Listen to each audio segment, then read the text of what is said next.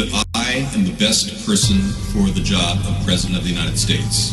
My unique talents give me the ability to be assertive and diplomatic at the same time. I'm a person who will spike the conversation, who will get politics rolling and stimulate new questions and new answers to our current political dilemma facing our nation. I believe I have a keen understanding of the economy and how to improve where we're at relative to other nations around the world.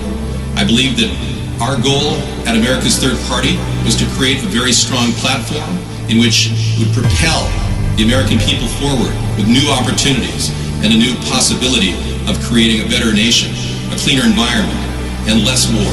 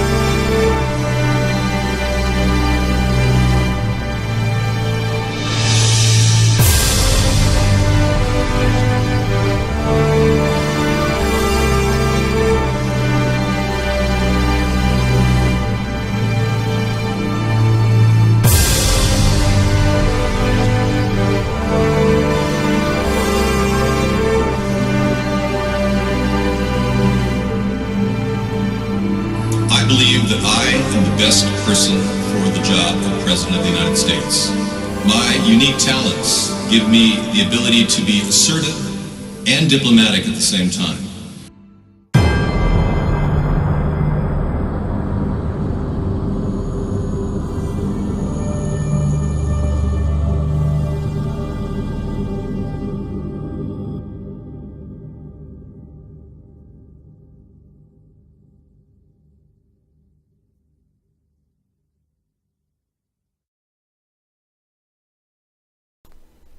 Good evening, everybody. Welcome to America's Third Party.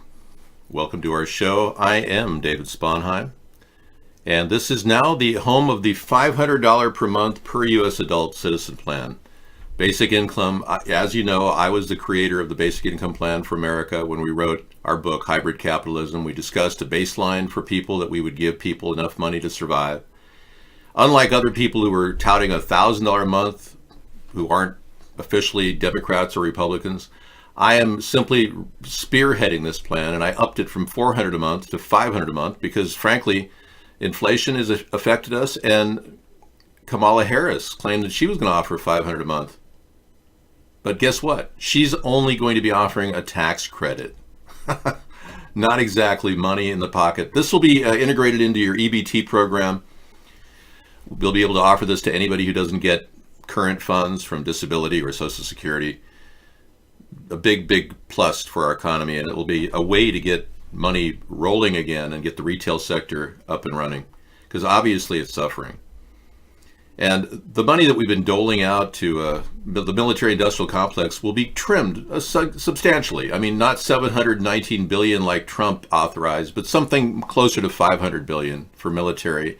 And a lot of it will be more competitive bidding and people offering lower cost solutions like biodegradable, disposable drone missile defense systems. We talked about that. Biodegradable drones. That's something I'm thinking would be very good. These are the things that we could use to defend our nation, and if they run out of steam, they just biodegrade. What a great idea, huh? Well, the Kamala Harris tax credit of $500, if she's serious about it, is not $500 in your pocket. And this will be like $125 a week to live on for people. And that's a big plus when you think about it. We talked about the cost of food, and if you follow my recipes, you can probably get under $200 a month for food for a family of 4 or 5. So that's something. And getting even a tent and living in a KOA at a tent site, you could do all of that for $500 a month. Now, I don't want to let illegals come into the country. That's why I'm the creator of the 1,000-mile fence, and then Trump copied it and called it a wall. And somebody asked him, how are you going to pay for it? Mexico is going to pay for it, which was absurd. And I've been right all along. Now, recently, Republicans are gathering and trying to figure out if they want to have a national emergency. Trump is claiming he's going to use emergency funding to do it. We just played this. Rand Paul has openly said that we should pull the word emergency out and just try to fund the wall that way. It's pretty interesting how Rand Paul is saying exactly what I said a few months ago. I mean, it's like, are they watching our show? A rebuke that could be avoided if the president would simply rescind the emergency part. From the Republicans I talked to, I think the accuracy of his prediction is pretty good, that we're at about 10, but I think we can grow. So the Republicans might be able to pass this bill if indeed You're an ally of the they pull it off. You're an ally of the president's, But in no way are we going to be able to get an emergency act declared. You're trying to get to the truth. I think. Now we've got other stories coming into the news.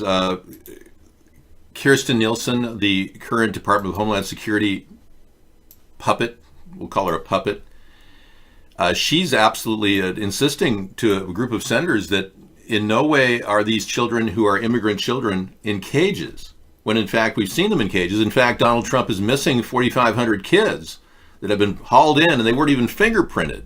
And this is how incompetent Trump is regarding immigration. And he's hired this woman who, by the way, last week insisted that Russia had no effect on our election. It was nothing to do in favor of Donald Trump, which it goes against our intelligence community. And how can the leader and top person at the Homeland Security Department contradict the CIA and the FBI intelligence? I don't get that. But here she is claiming that there are no cages. What the Attorney General meant. Well, we'll follow up with a letter. For the record, Madam Secretary, are we still using cages for children? Sir, we don't use cages for children. In the border facilities that you've been to, they were not made to detain children. As the children are processed through, they are in subparts of those facilities. Madam I don't. Secretary? Yes, I'm being as clear as I can, sir. Respectfully, I'm trying to answer your question. Yes or no, are we still putting children in cages? To my knowledge, CBP never purposely put a child in a cage if you mean a cage like this. Purposely or whatever, are we putting children in cages as of today? Children are processed at the border facility stations that you've been at. Some of them. And I've seen the cages. I just want you to admit that the cages exist. Sir, they're not cages. What are they? Areas of the border facility that are carved out for the safety and protection of those who remain there while they're being processed. If we have two gangs, we separate them into separate areas of that facility. If we have a father and daughter, we separate that from another son. We're not going to go through the semantics. Now, I saw the cyclone fences that were made as cages. And you did too. All you have to do is admit it. If it's a bad policy, then change it. But don't mislead the committee. Do not mislead the committee. Thank you. For the record, because I think you're trying. Thank you. And yeah, we got lots of things in the news right now. We'll be getting to this story in just a second. Okay, the sun gets up. Well, let's talk about this story. I'm just kidding.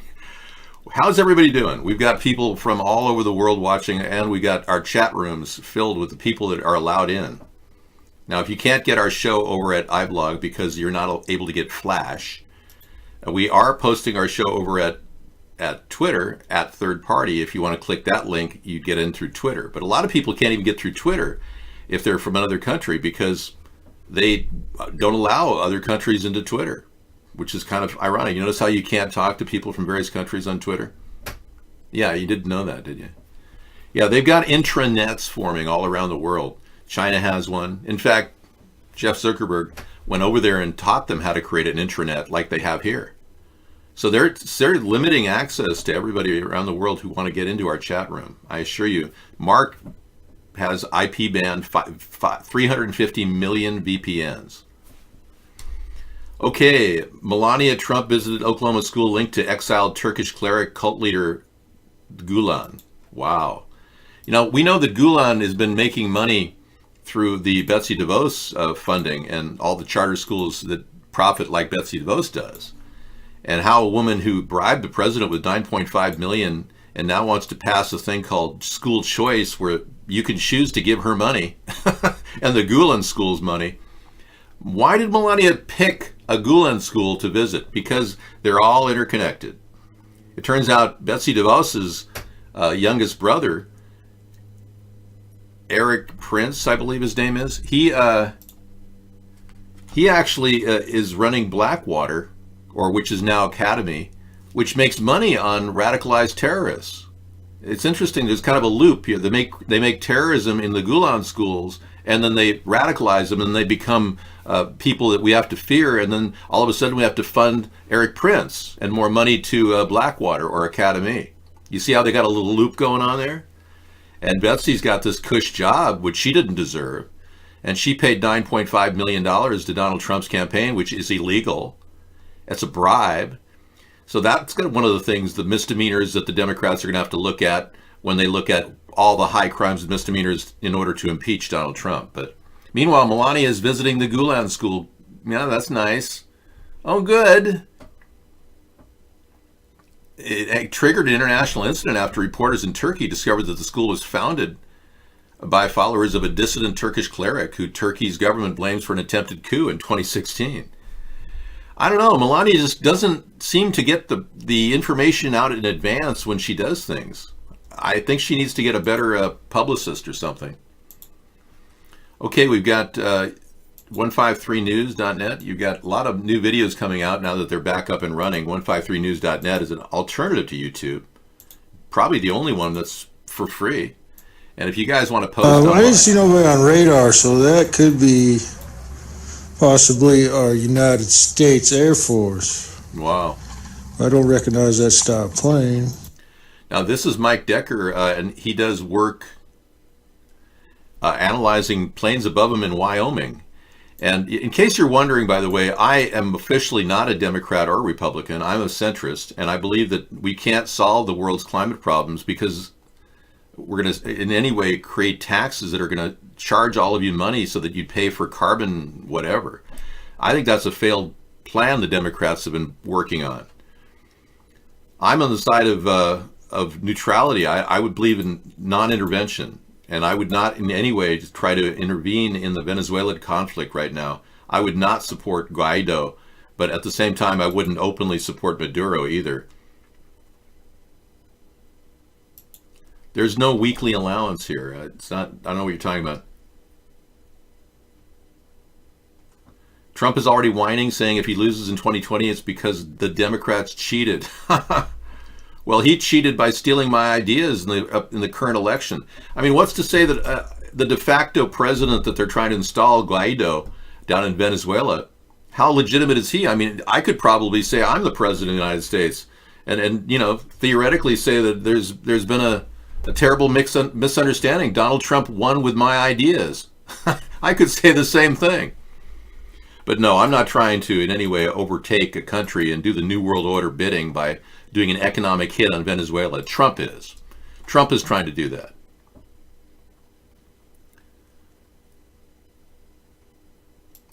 Yeah. I won't be getting big bucks on TV because I'm censored heavily. And just like I'm going to censor you from the show. Yeah, 1 hour he gets to not see the show because it's shut him right off. Because he thinks that I'm going to go somehow get big bucks like Bernie did. I don't get hardly any donations. And one of the reasons why I don't get donations is because many of the Americans are kept out of this show, and the ones that are in here are total jerks who've been stalking our show for years. Yeah. So if you want me to go get good big donations like the big guys, then go ahead and make a donation at America's Third Party. But don't talk about how I need to do that in order to be successful. I'm already successful reaching out to people all around the world, bypassing this mindless media that we have controlling the media message. No, you'll never find a woman, Hot Rails. I try to explain that your attitude toward women is completely upside down. You'll never find a woman who smells good enough for you. I'm serious. I'm just telling you, your pathway is one of loneliness because you're so hung up about the details. You got to get past the little details if you want to have a meaningful relationship. If many of you are looking for the perfect person, you're not going to do it. I'm not a practicing Catholic. I was baptized Catholic, but I'm not a practicing Catholic. And I'm not here to talk about religion. So if you want to talk about religion, that's your trip. Yes. Okay. Yeah, it is in a way it is Ash Wednesday. It's Chemtrail Wednesday. Chemtrail Wednesday, everybody. Ashes to ashes, dust to dust. So I'm guessing that is some sort of military. Yeah, the military's spraying us. This is Mike Decker. Heavy spraying this morning. They got it all smogged up. It dropped $5. We found out that Kamala Harris was offering $500 as a tax credit. So it's going to be cash up front, whereas Kamala wants to turn it into a tax credit. It's still a better deal for you. You'll make the $5 in interest if you put it in the bank. Yeah, I think or invest it. Definitely not a commercial airliner. Look at that thing. Isn't that unbelievable? What the hell is that? I don't know what the hell it is. It looks like a UN plane. That's what Bengalitis thinks. Well, the chemtrails are causing massive ozone depletion. While they tell us we have to get rid of I guess it's Freon in our air conditioners all these years, that was just a big joke. So they've called for sunny, they don't show no clouds, just the silver white sun, whatever. Yeah, that's a weird on plan. NOAA, yet they're just spraying the living shit out of us. Yeah, they are. Whatever it is, it's spraying the hell out of wherever it's flying. So I contend that this spraying is causing climate change. And believe me, these are not just lightweight things. These are heavy metals they're putting in the atmosphere. Okay, that was just a couple minutes ago. You notice there's nobody here. Nobody in there. But Delta spray lines come through after military or whoever. Came right through here. Yep. He went right through there. So that's totally off the radar. So that's definitely probably United States Air Force. We'll see if we got any markings on it or not. Probably, definitely. Yeah. Yeah. Has to be U.S. Chemical military. warfare continued. Yep. Weather warfare continues. So our own military is spraying the living daylights out of us. So these are not contrails. These are chemtrails, and they're composed of heavy metals. They've been tested. Most of us are getting contamination in the form of extra strontium, barium, aluminum in our hair. If you were to have a hair sample done, you'd probably be shocked. Some people have actually done hair samples and actually seen the levels of aluminum in their hair increase. So why would they be triggering a global climate change? That's the big question behind why they're dumping chemicals on us. Well, the answer is very simple. Instead of urging people to slowly get rid of, not have a lot of children, for instance, they can't seem to manage that. So, yeah, I didn't know that. They can't seem to manage the idea of population control, and so they've decided that dumping chemicals on the planet will actually trigger an ecological reset. And what you're seeing with climate change, with 70 below zero across the Midwest, now we're getting really cold temperatures here in Washington, unseasonably cold. Many of us have been affected by hurricanes, droughts. The Russian River up in California has blown through and caused a lot of damage. Everything is haywire. So while they're spraying in the sky, they're planning on destroying our magnetosphere. The most important thing that the Earth has to prevent dangerous things from happening. They're trying to destroy the ozone. And they're effectively trying to trigger global climate change. And they're doing it. And we're watching it. Now, the kind of changes that would occur over time if we just allowed our mufflers to blow gas fumes out in the back, or your cows to have flatulence, those changes would happen over a 100-year period, not in the 5 to 10-year window that we're in right now. So they're rapidly, aggressively trying to destroy the Earth. And they're using phased array radar and a nexus of electrical systems like the 4G network and soon to be the 5G network to literally send electrical signals through the clouds, manipulating weather patterns. Because when electrical signals hit heavy metals in the sky, they can change the direction of those elements, those molecules. That's how it's done. And this is all old news. It was developed by Tesla. And he even developed a death ray that could kill people. And he talked about it. War of the Worlds discussed it. Now it's something of a reality. The people that got Tesla's evidence and all the information, patent information he had, happened to be John Trump, Donald Trump's uncle. And he was the one that implemented this death ray. I know this is shocking for all of you to realize that Trump isn't the smartest guy on the block, but he's a guy in the perfect clutch position to receive lots of money from oligarchs, Zionists, people that want to rule the world, and they want these weapons to control us. Now, we're kind of at a very crucial time in American history where we're probably the last group of people that will be given a chance to stop this. In a few short years, you won't be able to access anything. Most everything will be an intranet. I'll probably still be broadcasting because we're still hanging on to the internet with our very thin nails. We're not going to make any progress, though, in America because of the censorship. We're using worldwide discussions about us to help create the critical mass of virality that will be necessary for people to realize, I need to get some airtime to fix this. I need some American press time if I'm going to actually be a significant solution for our country and the future of our environment. So if you haven't donated, which most people haven't, just thank yourself for the reality that you can tell people about us, and that's better than nothing. Okay. Yes, Tom, there are a lot of conspiracy theories I don't buy into, like the flat earth theory. And I don't believe in the Holocaust theory. I believe a lot of Jewish people died and ethnic minorities died during the Holocaust. It wasn't faked. I don't believe in reptilians. I believe that we've got no evidence of aliens. Now, Meow TV was in saying that all of our technology is reverse engineered from aliens.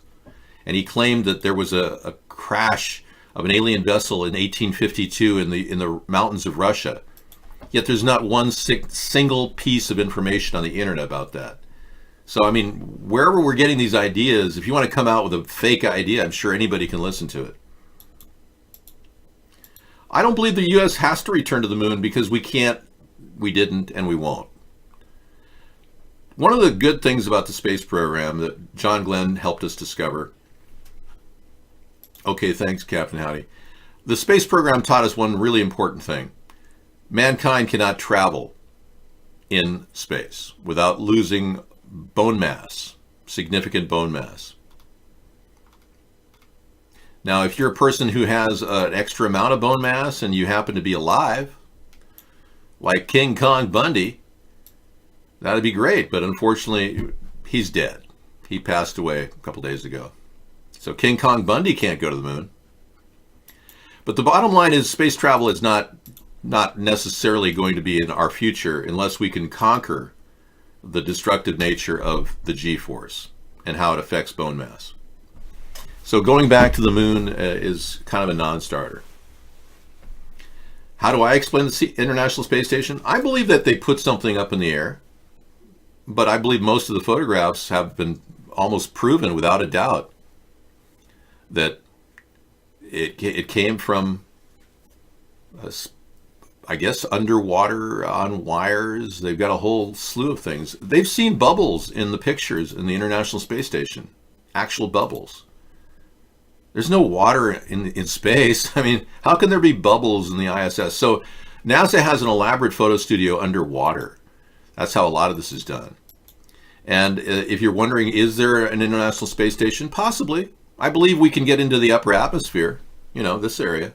But can we pierce through the Van Allen belts and go to other planets? That's still debatable. The fact that we haven't been back in 50 years is significant.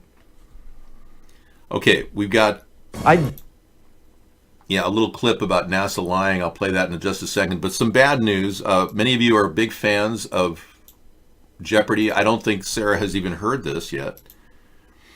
But Alex Trebek has been diagnosed with stage 4 pancreatic cancer. Yeah. That's a big story that came out today. Alex Trebek, he can talk to you himself about what's going on. On Jeopardy, he is the man with all the answers. But tonight, 78-year-old Alex Trebek sharing devastating news with his millions of fans. Now, just like 50,000 other people in the United States each year, this week I was diagnosed with stage 4 pancreatic cancer. This means the cancer has spread to other parts of Trebek's body. Only 3% of people with this diagnosis live more than 5 years. I'm going to fight this, and I'm going to keep working.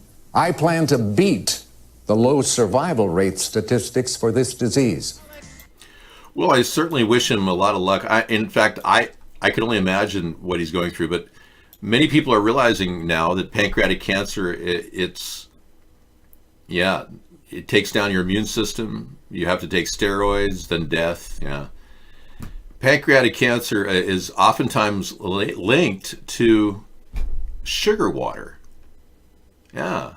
And possibly 0-calorie sweetener. Now, sugar water is a killer. Or we're talking sodas with lots of sugar water. Get away from those. Start to drink filtered water. And if you want a little bit of taste, add some fruit juice, some real authentic fruit juice in your sugar, in your filtered water. So drinking tap water and drinking sugar water and drinking zero-calorie sweeteners and zero-calorie soft drinks is a definite danger. We don't do death pools here. No, I don't in any way celebrate death. I celebrate life. And I wish the best for Alex Trebek. I just hope he tries CBD oil. And whenever I tell people to try CBD oil and get heavily into it, because it has some anti-carcinogenic effects, they either ignore me or they think it's a joke. And I'm trying to tell you there's some solid evidence that CBD oil is anti-carcinogenic. There's no way we'll ever admit flat Earth because the Earth is clearly round just like all the other planets, so you've been banned. Yeah, we don't jump on board conspiracy theories here. We are honed in on ideas that have been tested and proven to be true. We're not making stories up when we talk about the dangers of chemtrails. I've got a solid website set up just to talk about that. Chemtrailparty.com is available if you want to look it up. Chemtrailparty.com. I opened up the website a couple of years ago, and I have a resource on there. It's not harvesting data. It says not secure because it's not an HTTPS site, but it's perfectly capable of giving you full information about how toxic chemtrails are, no peer-reviewed studies, the idea of oxygen being depleted because it blocks photosynthesis, chemicals in the air, and weather warfare is going on. Droughts, hurricanes, and earthquakes are created using phased array radar and heavy metals. And if you want to learn all about it, go to links right here. At the top of the screen, you'll see the link button, and that brings you to 6 different top sites that will spider out to all directions. You'll see more than enough evidence of chemtrails when you finally get there. This is a bit of information. I just posted this link down here, which gives you proof that they're doing it. The government quietly admits to weather modification program, and they've even published in newspapers like the LA Times. Here, notice of intent. County of Los Angeles Department of Public Works hereby gives notice of intention to conduct a weather modification program. It's hard to see this in the color in black and white, but yeah, they're up to no good, and they're doing everything they can to formulate this plan. Ecological reset of the planet. They want to get rid of 90% of the planet. That's why they won't stop the toxic chemicals in our food and our diets. That's why they're urging GMOs on our food. They want to kill us all off. It's pretty obvious. All I'm saying, yeah, if this is happening, your family's hurting from cancer, I've got to warn everybody, you've got to start eating right. You've got to start eliminating bad food and don't drink tap water. And I'm urging everyone to just do the one thing you can do, is limit what goes in your big mouth. Your pie hole happens to be the largest orifice in your body. Oh, well, I'm not really sure about you. But yeah, in this case, believe it or not, you are what you eat. That's an old adage, but there's a lot of truth to it. Now, you won't get a doctor to admit that.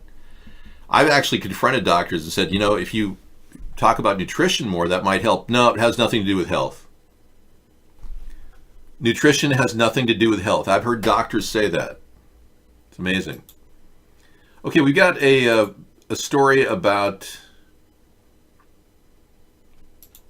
the man, R. Kelly. And I ran this story earlier in the pre-show.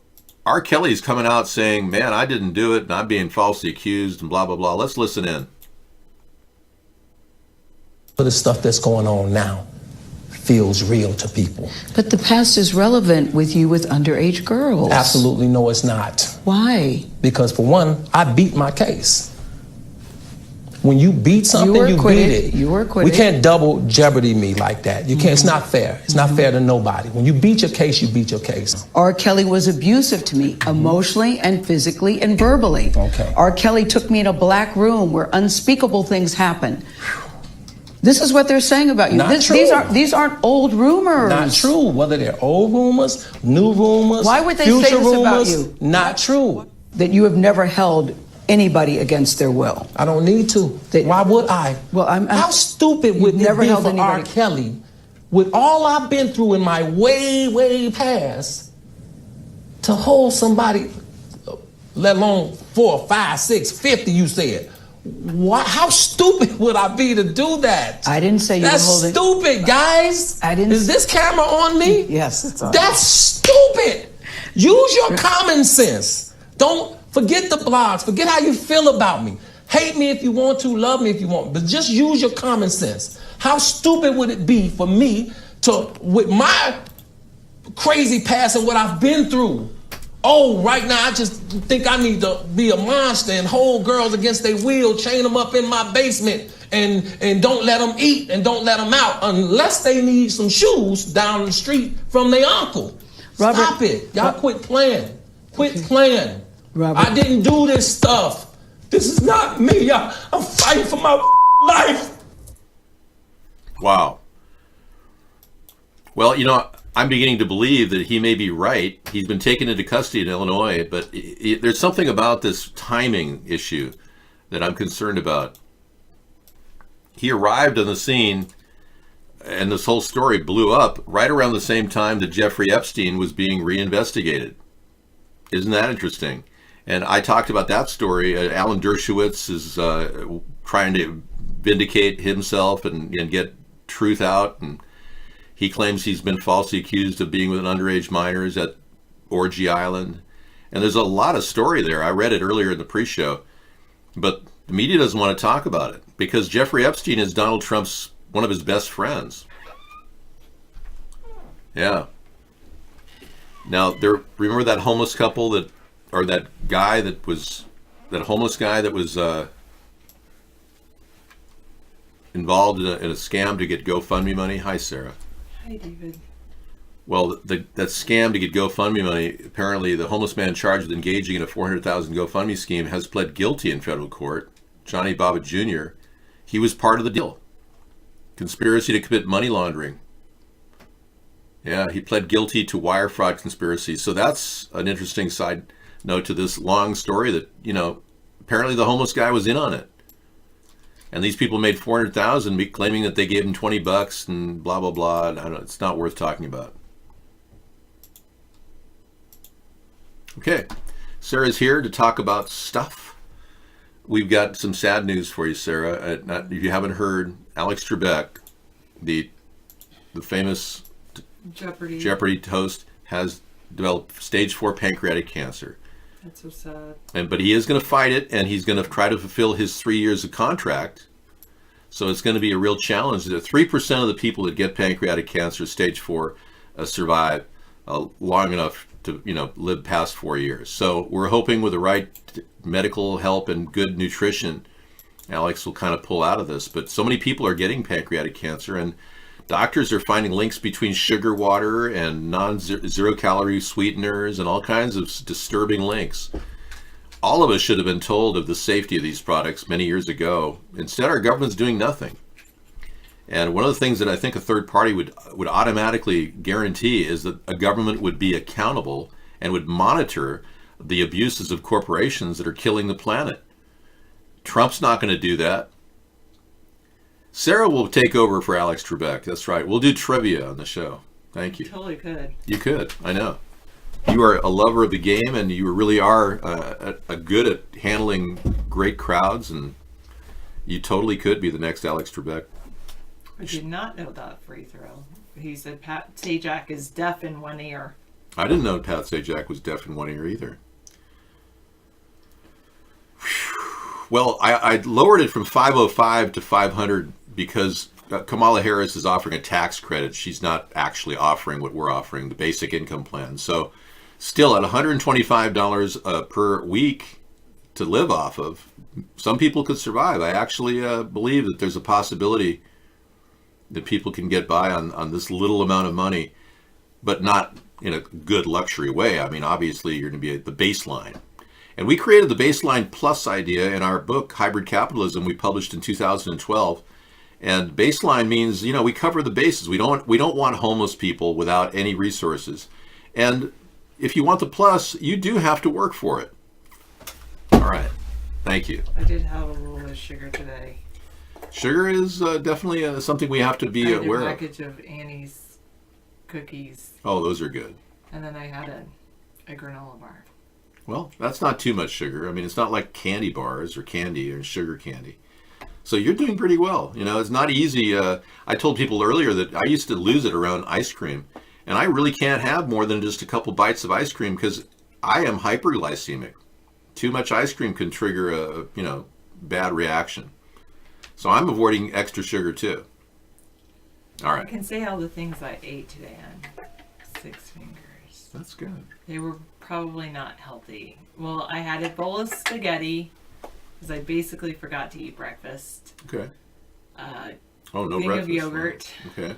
I didn't eat till like at lunch, and no wonder I was starving the rest of the day. The yogurt was low sugar, though. Yes, low sugar yogurt. You got to eat in the morning. It's really essential. I know. I just went out of the door and I didn't, and then I was gonna get some. Like I always walk around with a fig bar in my purse, and then I just didn't. And that's the most important thing is breakfast. Yeah.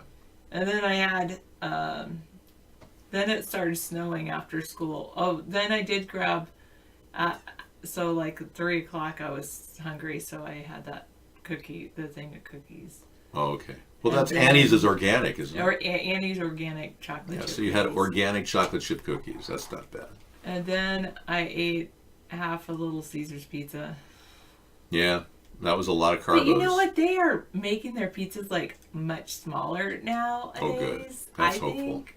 So it doesn't feel like I ate that much because their pizzas are like really like they're skimping. Let's face it, though, you really like carbos. It's kind of a feel-good thing for you, right? Yes. Yeah, when you're raised on carbos, there's nothing to be ashamed of. Everybody who likes, there's a thing called wheat belly, and I probably have a little wheat belly myself, but apparently a lot of the wheat out there is genetically modified, and in pizzas, like especially the GMO wheat it's got 43 chromosomes versus a standard wheat element, which has 17. And then I had some of the Trader Joe's version of Cheetos. Yeah, that can't be really great for you either. Oh, but I did have a sweet pepper. Good. Those are good for you. That's at least a vegetable, a little At least sweet I have pepper. one piece of vegetable. But we really got to, think about, all of us have to think about reforming our diet as we move forward in time, because you can't just live on carbos and sugar and expect to, live a long life. You have I need modify. to eat more vegetables. More vegetables, more salads, and less chemicals, less pesticides, herbicides. Most everything in our refrigerator is organic, non-GMO. So we're really careful that way. So one of the things you can do is kind of avoid genetically modified stuff by looking around and finding good deals. Anyway, I'll be back to talk more about things going on, and we've got a few stories that are just kind of rolling on their own, like the investigation the Democrats are engaged in, the potential impeachment process has begun. All this. I know that sugar is the worst poison for my body, but I still do it. And why does life keep trying to propagate itself? I think that's its purpose, the purpose of life, to try to propagate itself. Sometimes you can find non-GMO foods in Walmart. Good. How was my day? Hi, Maxed Out Credit. My day actually was really good. Oh, I'm like super excited. I've been in a new system at my school. And I accomplished a few new things at my school, and I taught, and I had actually a good day. And then I had the kids singing because they have a musical coming up, so I had them practice for their musical. So we went through all those songs, and then my particular class has like a big song, so lots of parts where they have to like hold things up. And anyway, fortunately, I'm not really in charge of the musical. I'm not the music teacher. I'm so thankful that we do have a music teacher. And but I'm trying to help support the music teacher because I don't want to get up at the musical and be like, your class, blah, blah, blah, blah, blah, blah, blah, blah, blah, your class, blah, you know. So anyway, so it's really cute. And then the musical is going to be Where the Wild Things Are. And then the art teacher helps support the musical too. I'm so thankful that we have an art teacher. Oh, thank you for supporting the arts. Thank you, thank you, thank you. Anyway, especially in school, the art teacher worked and had the kids made these like hats that are like wild things. They're little like wild animals, which was really, really cute. So today I like made sure that they were bands, and then I made sure that they fit around their little tiny heads and stapled them and all that. I do love teaching. It's one of my, like, I love my job. It's probably my favorite thing to do. Captain Howdy, Sarah, please watch out how much sugar you eat. Has proven, what? Wait, maybe it is Into the Woods. No, I think it's Where the Wild Things Are.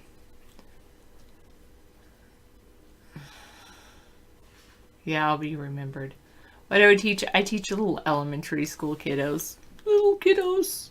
And it's so great. I was thinking today about one of my little girls, one of my sweet, sweet children, and how she's just come so far.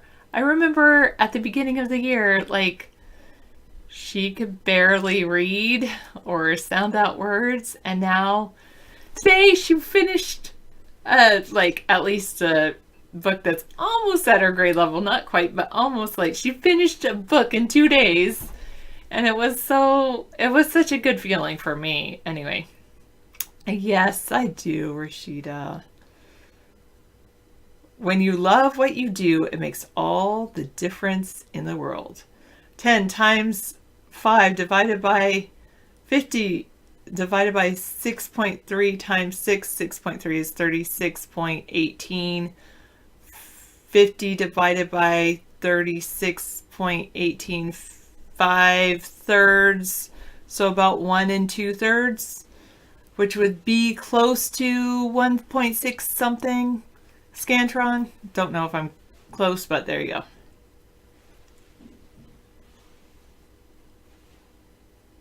Wow.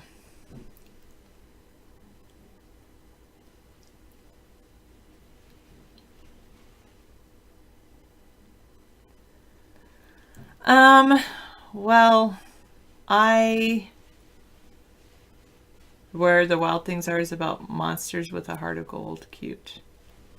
Yeah, I do remember Animal Farm being about communism. Well, I love David and I will be with him forever. How about that? Subruzabra.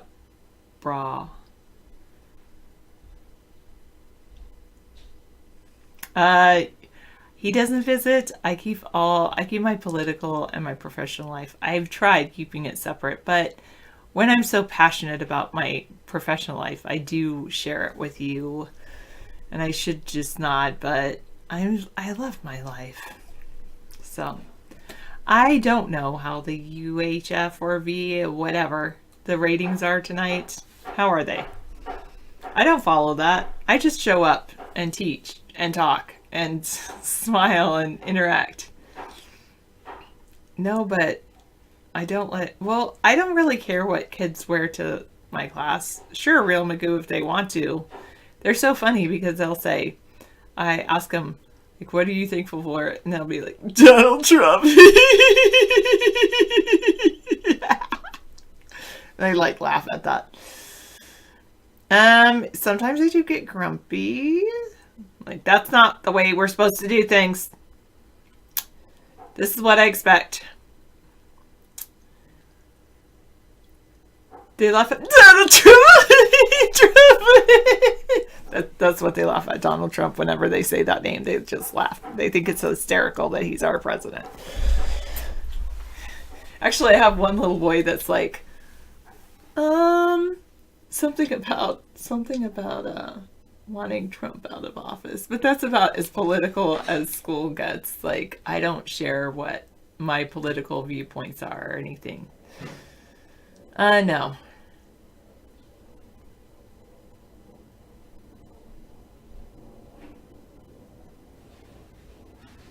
Well, GMO free, but non-GMOproduct.org.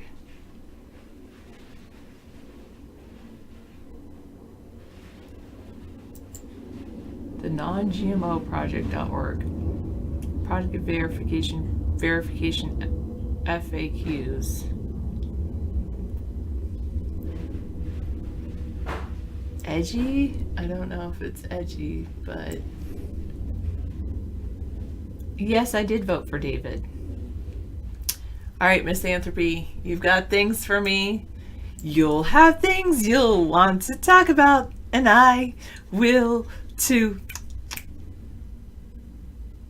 Such a beautiful day in the neighborhood, a beautiful day for a neighbor. Won't you be mine? Won't you be mine? I have always wanted to live in a neighborhood with you, so let's make the most of this beautiful day. While we're together, we might as well say, won't you be my neighbor? Oh.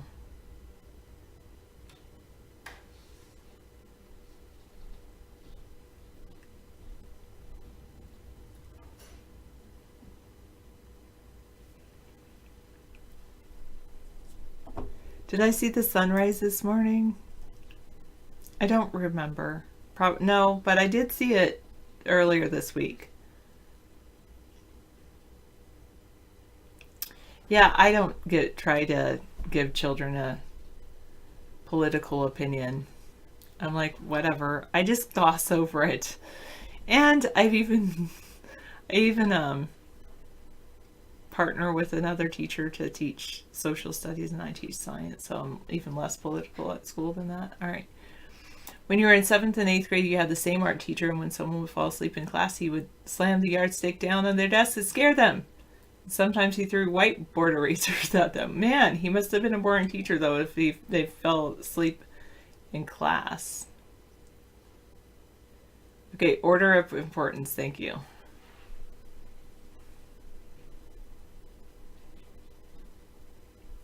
Yeah, David voted for David. Wow. I have never made my pizza dough from scratch, or I should say we have tried and it just didn't turn out well.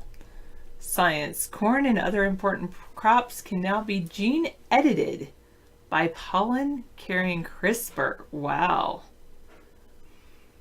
Genome editor CRISPR has transformed many areas of biology, but using this tool to enhance certain varieties of crops, such as wheat and corn, remains difficult because of the plant's tough cell walls. Now, a major agricultural company has creatively solved that problem by using pollen from one genetically modified plant to carry CRISPR's component into another plant cells. The solution promises to speed the creation of better and more versatile crops, scientists say. Man, David would be like livid. Anyway.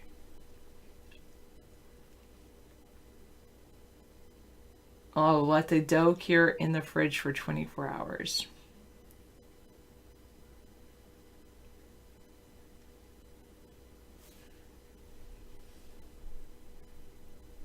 Oh, so Isla Fries is definitely a male Mad Dog's Backyard?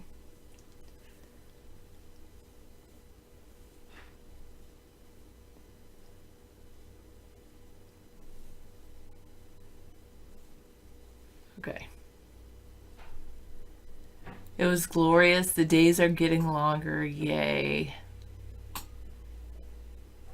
Yeah, David's made edible meals. I eat most of what David cooks. All Intel chips are open to new spoiler non-Spectre attack. Don't expect a quick fix. Researchers say Intel won't be able to use a software mitigation to fully address the problem. This problem spoiler exploits.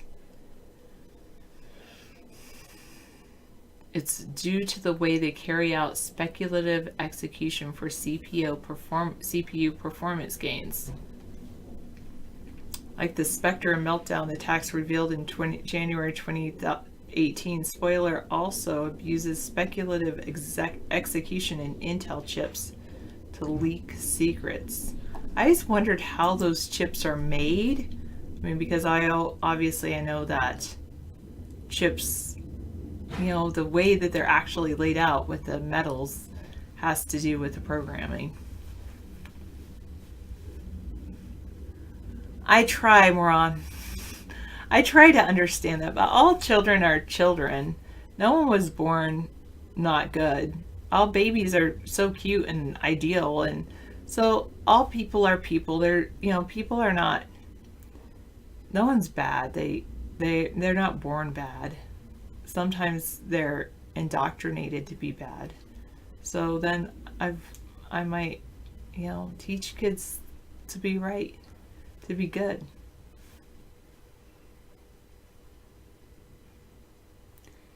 You met some children who were adults who were like adults?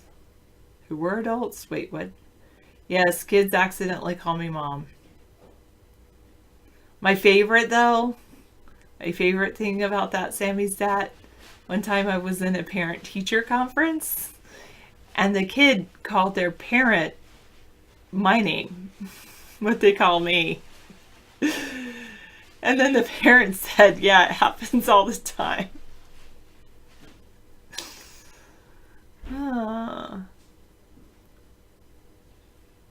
Oh, when you were a kid, you met some children who were adults or who were like adults.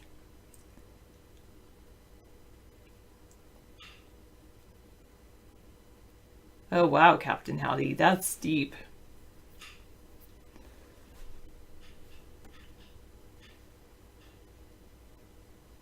Captain Howdy said something about human races are different alien races and religions based on aliens. David looks up pretty good in his wigs. That's good. Maxed Out Credit said after his stroke, he realized that kids are amazing, especially when he sees how they're doing so many things with their little brains. They pretty are amazing. Okay, G. Gordon. Just a sec, I'll read that in a second. Misanthropy.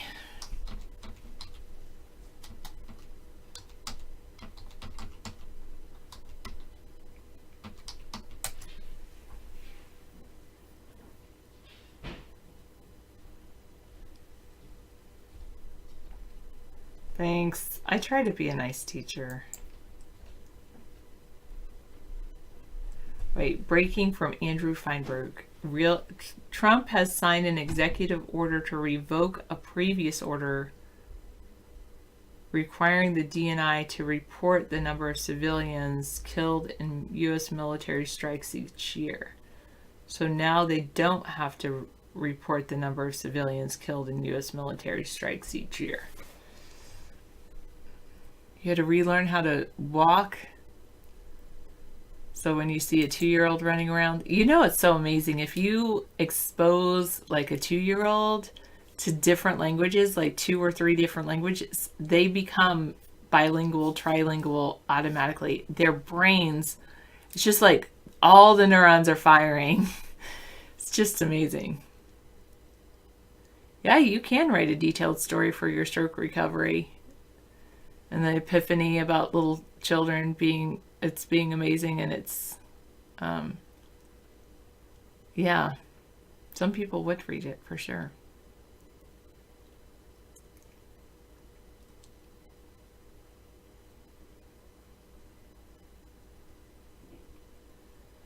Yeah.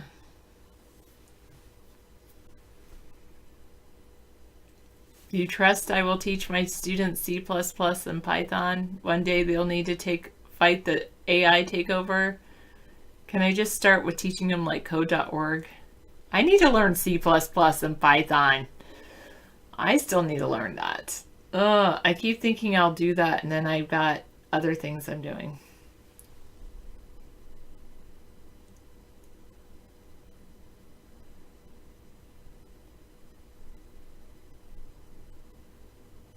No, I don't know. I think I do. I love fries, but David said I can't unban him.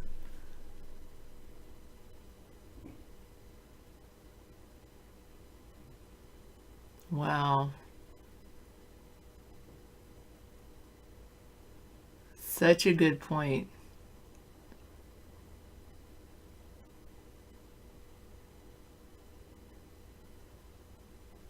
Is that Maduro, the last one? And that picture, Misanthropy? Wait, Python was easy? Ghost taught you Python in 5 minutes? Python is intuitive. It's awesome. Okay. All right. I'm a little nervous. 5 minutes? Okay, I've got to do it. 5 minutes. Okay, I'm ready. Why don't we teach everybody Python? Wait, I also was going to read The Art of War. Should I read The Art of War or teach everyone Python? What's more useful? Well, to fight the coming AI takeover, Ghost would say we should teach everyone Python in 5 minutes. Ready? Well, I'm ready. Yes, I did see that one. That's more for David.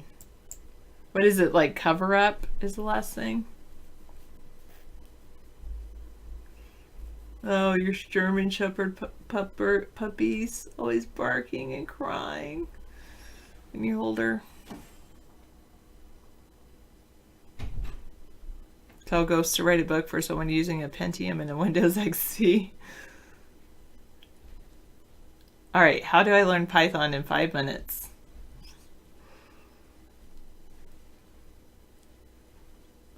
That was the golden age of Python with speedy comps. Okay, I do love math, so I should probably get Python.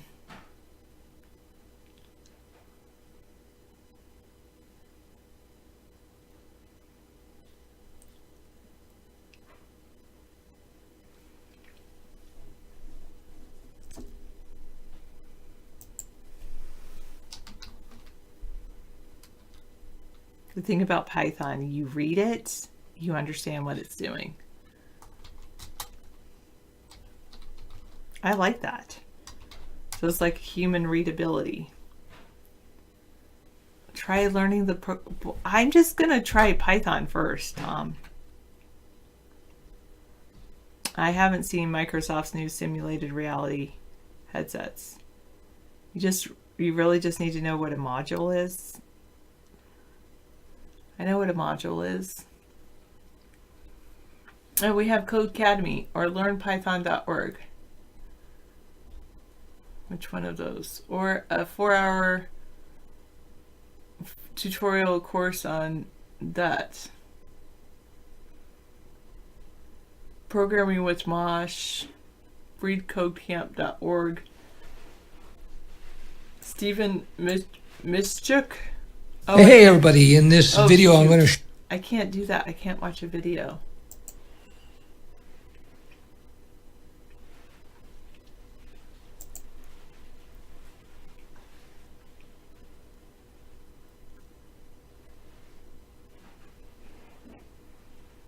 Oh, okay.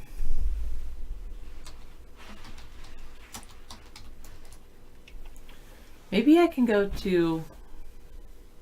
I have to download Python. It's an interpreted, high-level, general-purpose language, first released in 1991. Python for beginners. Sure, you can post a link for Microsoft's new HoloLens. You know what I do like about Microsoft is their learning tools, aka Immersive Reader. It's so cool.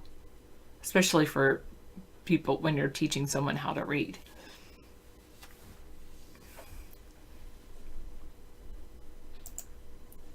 Welcome. Are you completely new to programming? Well, yes.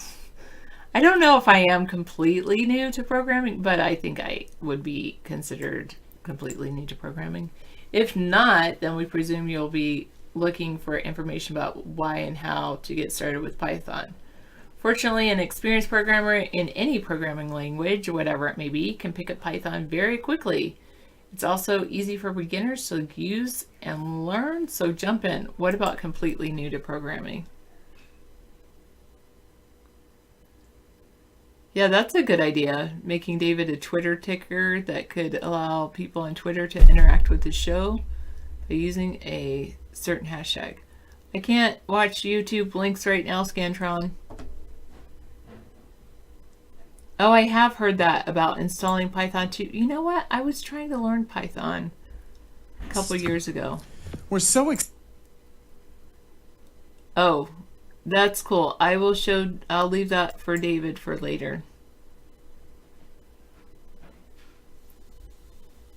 You don't like the idea of learning by reading? Something like that? Okay, Python 3 is not ready for prime time.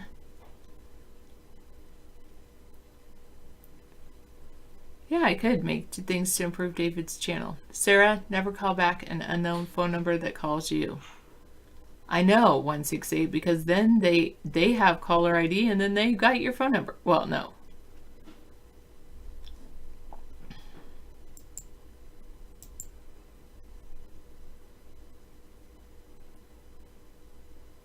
I don't paint.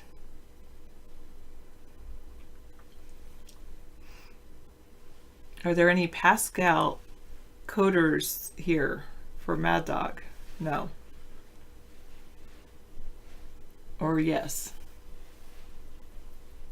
If you've never programmed before, the tutorials on this page are recommended for you. They don't assume that you have previous experience. If you have previous experience, also check out the Beginner's Guide, Programmer's Guide.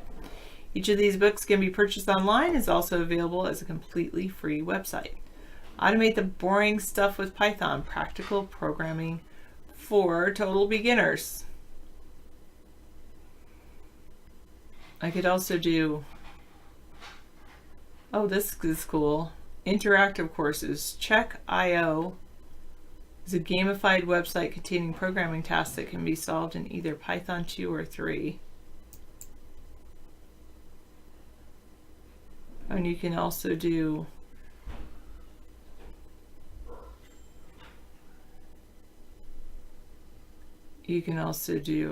JavaScript and okay.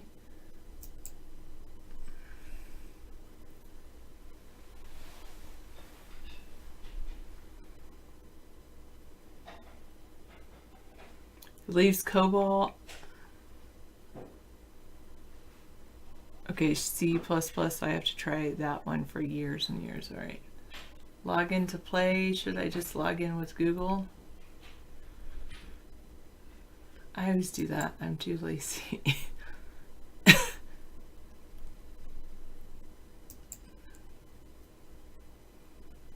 Okay.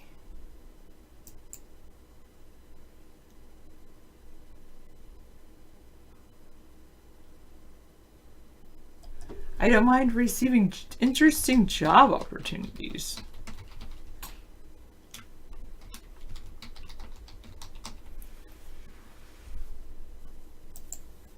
So we're at checkio.org. And this is py.checkio.org.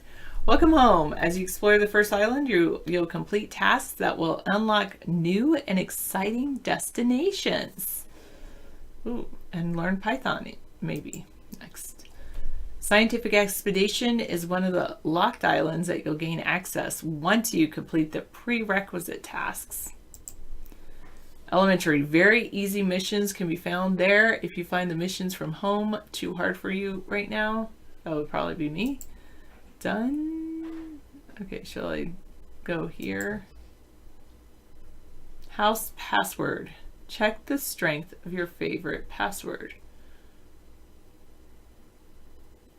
String has hence text. I like this. The most wanted letter. Find out which is the most wanted letter. Let's do that. JavaScript has come a long way in the last 3 to 5 years. I think part of it is this how on code.org there's Blockly links that.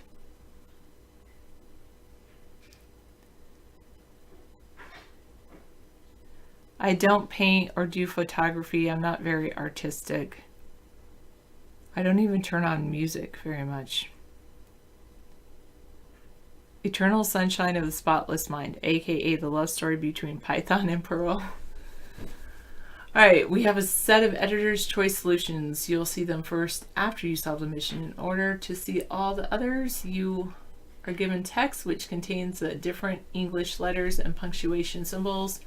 You should find the most frequent letter in the text. The letter returned must be in lowercase.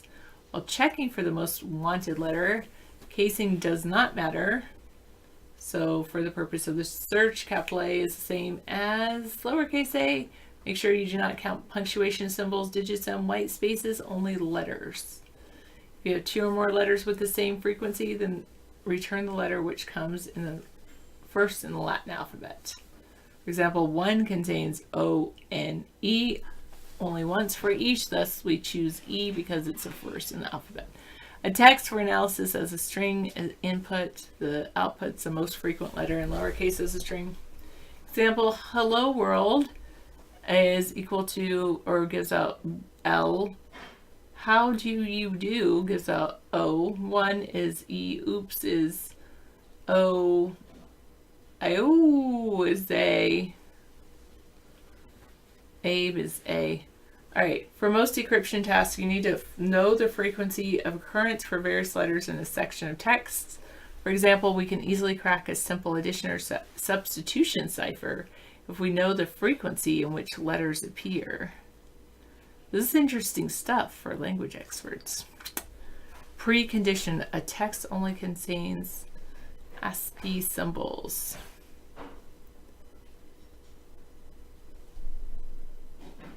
Solve it, 10 points.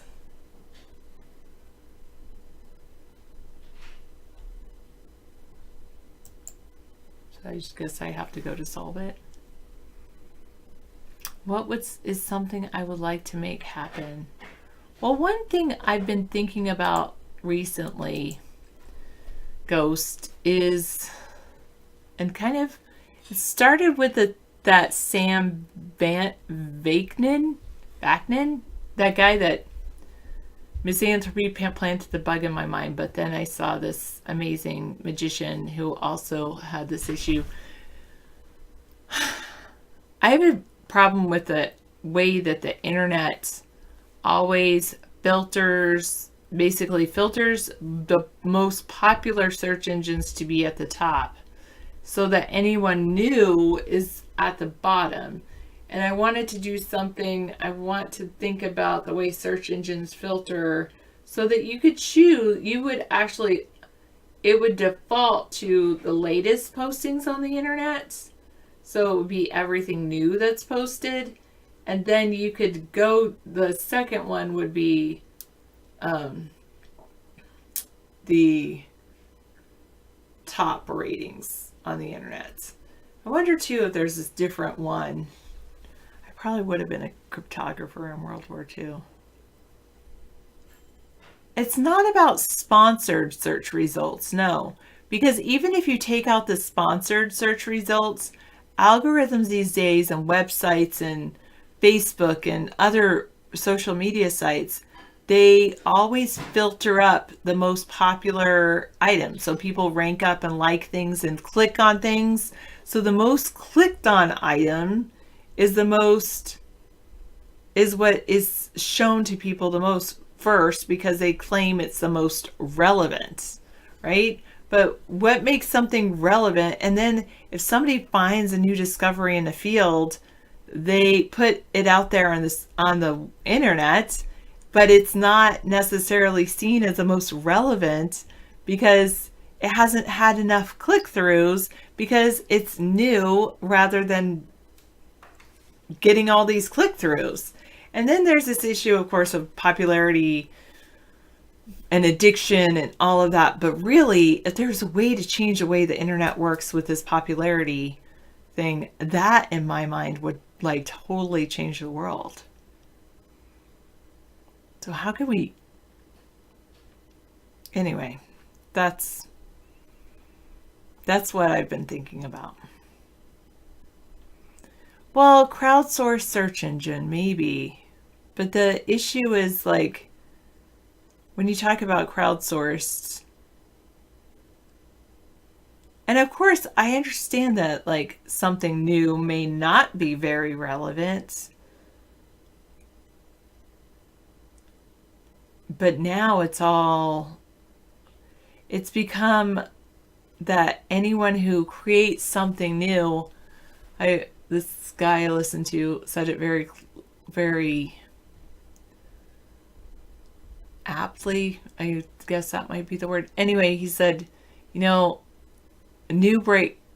as someone who has a new breakthrough in science, for instance, not only has to be an incredible scientist, but they also have to be a search engine optimization, SEO expert, search engine optimization expert. It's just so crazy. Yeah, you want a list that wouldn't show all the huge corporate sites and search engines that they push you to go to, instead of finding real information on a smaller site. And is it like the ones that they pay for the click-throughs? It's not necessarily sponsored ads, right? I mean, it also has to do with just popularity in general. And then there's this issue that comes up along the same, so I don't know exactly what I want to do with Python. Well, maybe one thing I would like to make happen, and I don't know if Python's the answer, but I would love to, like, sorry, Mark, compete with Mark. Maybe not necessarily for competition purposes, but to be able to host my own video chat so that I'm not reliant on others. That would be good too.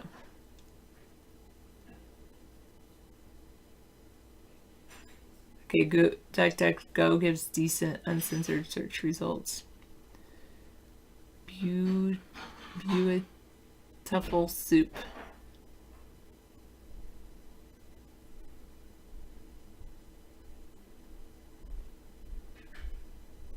Ah, okay. Start with a module called that. Okay. Mm-hmm. Great.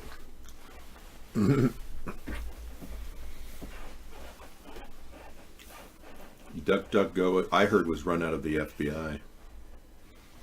That's what I heard. I heard that all the Tor server was run. It's a collaboration, a fusion project with the Navy and the FBI. That's what I heard. And DuckDuckGo is another offshoot of that. Yeah, I think they got us all fooled into thinking that, everyone's totally protected. Their privacy is totally protected. You want a list that wouldn't show all the huge corporate sites in each search engine that they push me to go, instead of finding real information on a smaller site. Misanthropy. Scantron wants you to show this later. It's Microsoft's new HoloLens, Wow. 2 mixed reality headset. Great. How many people have had seizures from it yet? I don't know. I'm just kidding. Okay, I'll show that in a little while. Thank you so much. That's good for but this is Wasteful Wednesday, but that's also Technology Thursday material. Thanks, Sarah. I made a chicken peppermintally, if you want any of that. It's kind of that tough chicken that we were getting at the frozen. I got to avoid that brand. I like a different brand. I'm going to have to go to Trader Joe's for the chicken, I think. But feel free if you want any chicken and peas and whatever. Has kind of a Tex-Mex flavor to it. But yeah, sure. You're welcome. Yeah, Tor gives you a VPN, and that helps. And most of the VPNs are run by the FBI anyway. So, hey, they had unlimited capabilities to purchase whatever they wanted with unlimited funds. So we're so excited to see faster time to market and reduced need to travel, as well as the many other benefits that we're going to unleash at Mattel as we collaborate in mixed reality. Thank you. Okay, and Microsoft would probably charge me for this, monetize it. So I can only show you 8 seconds of it. But later tonight, I will show you the whole video. That looks like fun. Right on, yeah. And I'll put it in cool tech too.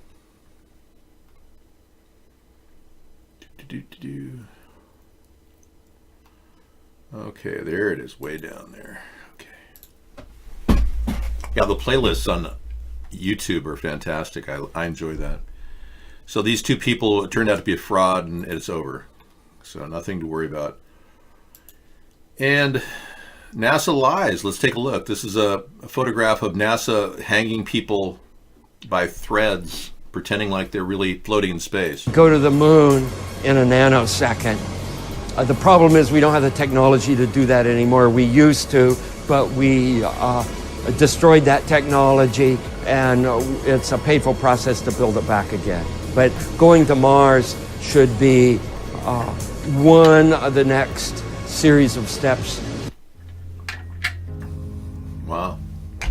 Someday we'll go to the moon. Can't wait. It's me. They will monetize me for that. You know, I had a Peter Gabriel song playing just for about 60 seconds. Sarah played it. You know, she got a link from Scissor Fight.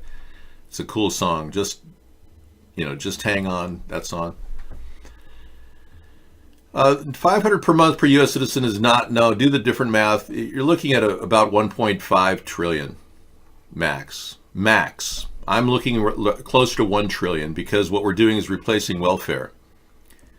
And getting rid of welfare will be a significant savings. Plus, we'll also have the food that is going out to illegal aliens, food stamp money, cut back, which will help us too.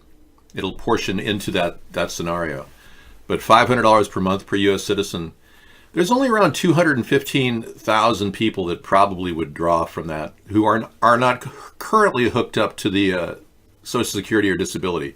So pull all the people from Social Security and disability out of that number. A significant number of people, probably close to 70 to 80 million people, including old people. You know, so I think your number is completely skewed. In fact, as time goes on, with more and more old people just transitioning to Social Security, this number will disappear. This plan actually saves money in the long run because we're going to be cutting back on our use of funds as time goes on Social Security. Social Security currently is bearing the brunt of a lot of this. Now, if we raise Social Security collection age to 65 from 62, we could keep them on this plan until 65, and that would be a significant savings to Social Security as well. But that's just one way of looking at it. I can't, say that's firm at this point. You got DuckDuckGo from the terminal at GitHub? Okay. Right. Stricter linting, pylon, provide minimal test target. So what exactly are you sending me a Git jar at GitHub to try to figure out what DuckDuckGo is? I mean, speak English, sir. Yeah, the Mojave Desert does look like the fake moon landing. You're right.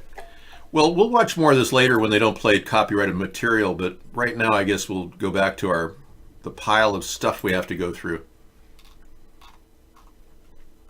Yeah, this is a guy who's going to create carbon fuel out of ammonia. I'm going to leave that for tomorrow night. Tonight, U.S. military changing killing machine robo-tank program after controversy. Right. Now, Donald Trump, according to you guys, has issued forth,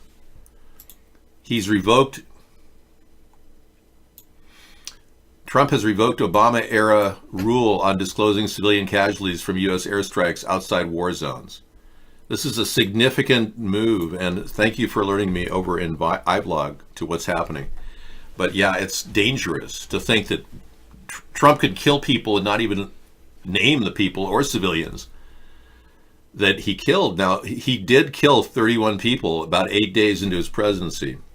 In fact, he got intel from the military advisors of Barack Obama that were telling him what to do, that it was a bad decision. Do not do it. He even was told not to do it by his military advisors. He just said, no, I'm going to do it. We're going to get the terrorists. And he killed 31 people. One of them was an 8-year-old little girl. So let's not kid ourselves. Most of those people were not terrorists. In fact, the intel showed that very few ever panned out as terrorists. So Trump is thinking of using this utility. It could veritably be used within the United States as well. He could just order the drone death of anyone who's walking around. Yeah. Drones are the future, but we need safeguards. And there's a whole slew of new safeguards. There's concern that AI may be able to duplicate the existence of people, humans, interactions. It's already gotten to such a high level that people are beginning to wonder if I am an AI system because of my behavior and how I talk in a certain syncopated rhythm. But I am clearly human. But no, you can imagine that this could be entirely created in a studio by a computer. Why not? So that's concerning people, that there's going to be a signature of AI in our news soon. Now that's a problem. And if we have safeguards, one safeguard's been proposed, that all AI systems developed have to announce what they are at all times.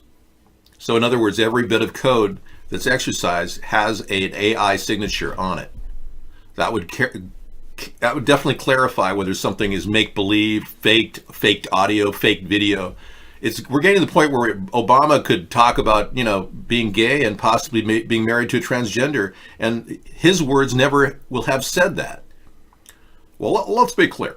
Michael and I have been at a transgender conference where we were at a Wesson Oil party, and we were gathering, and you never know. Obama might just admit he's gay, and it could be CGI. We don't know that. Next, totally fabricated. Can you imagine even believing that Obama was gay, married to a transgender? Wow. That's got to be some AI thing going down. All right. Thank you for sharing your personal life and body habits. But I'm not that interested in flatulence. Thanks. Yeah, it could be cybernetic organisms like a Terminator. Human flesh over metal exoskeleton. Yeah. He did admit to having gay feelings, but that's not full-blown out of the closet gay. Like, I don't even think Richard Simmons ever went out of the closet, did he? But, okay, everybody. But no, seriously. And by the way, Richard Simmons has been cited, just so you know. Nothing to worry about. Yeah, he was seen recently in Hollywood. He's doing some sort of a cable thing. I was excited. I'm not excited in a gay way, because I'm not gay. All right, could we change the subject? Thanks. I'm going to be talking about wigs at about 9 o'clock, so an hour and a half from now. But right now, I'd like to talk about the Illuminati. Dun dun dun dun. Dun dun dun dun. Hey, last night we saw an amazing thing. I want to share this with you. On our show, we'd run a video show in the evening, 4 hours. And I know, I stay in here chatting with everybody. It's amazing. I'm always communicating. That's what makes me the interactive president. Virtual Dave, they call me. I am Dave, digital audio video entity. But we had some amazing stuff. Check out this video. It's going to blow your mind.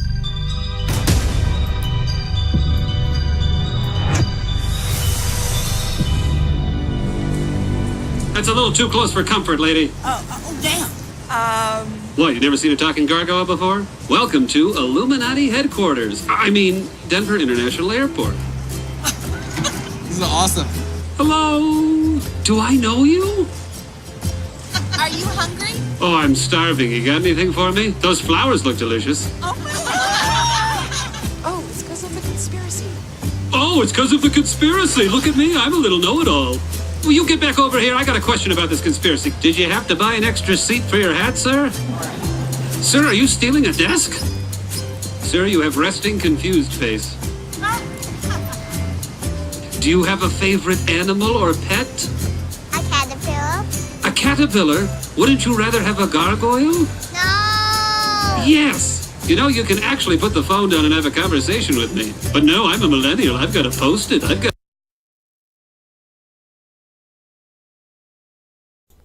So what this is an actual Denver airport, three-dimensional animated creature you'd find at Disneyland. Or, you know, one of the animatronics, the audio animatronic systems have been developed at great length to produce things like this. So it is phenomenal how they're able to pull this off.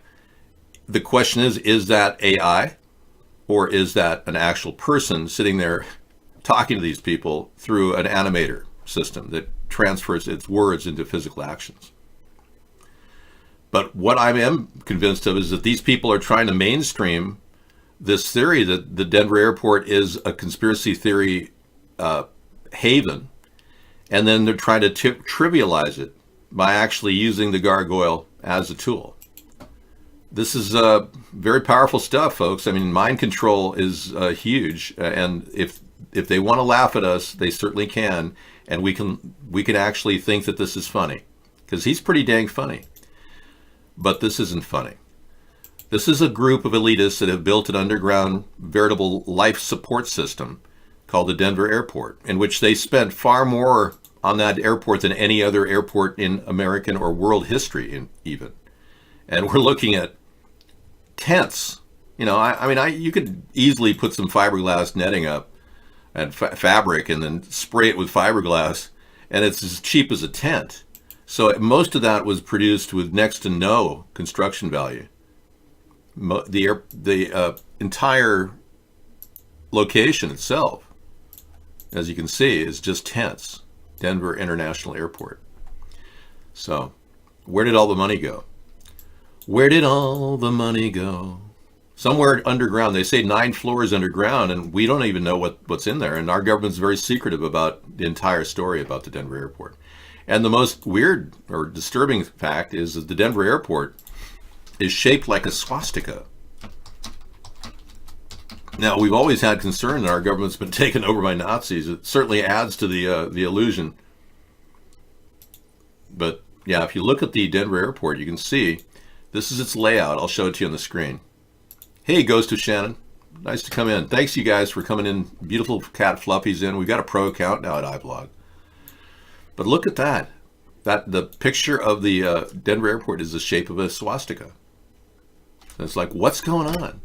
So sure, you know, funny gargoyle, make joke, laugh time, big time. Make light of the fact that it has been outed as a source of concern for many people. That the airport may very well be the housing and apartment complex of the Illuminati. Hey, that image is too large to process. Sorry, Ghost. Tweepy. David, would the president be privy to everything currently hidden from the public? Not necessarily. You see, this undercurrent of our government is very secretive. I doubt that the president would even be able to actually uncover it right away. I doubt that the president would even have a chance to uncover this within a short period of time. It'd probably take close to about 2 or 3 years to really get to the bottom of what kind of conspiracy is going on. Because remember, we have to open up a discovery process regarding 9/11, 50 different shooting incidents of the past 10 years in which not one body was seen. Hey, thank you, Ghost of Shannon. Sorry I missed you. And we have a lot of discovery. I mean, as a government, we should be in oversight right now, looking at all the state actions that have been done, like Connecticut State Police, what happened, why it took nearly a year for them to come up with a police report on Sandy Hook. We should discuss the possibility of Mandalay Bay being a cover-up by the Clark County Coroner's Office, who did not allow any media in, and to this day is shunning media requests regarding the attack with Stephen Paddock, the lone gunman, shooting 58 people. There's Parkland shooting with all kinds of question marks. Why was Nicholas Cruz claiming he did it, guilty, and then seemed completely incoherent, and then we finally see him reading off a script, things that someone wrote for him.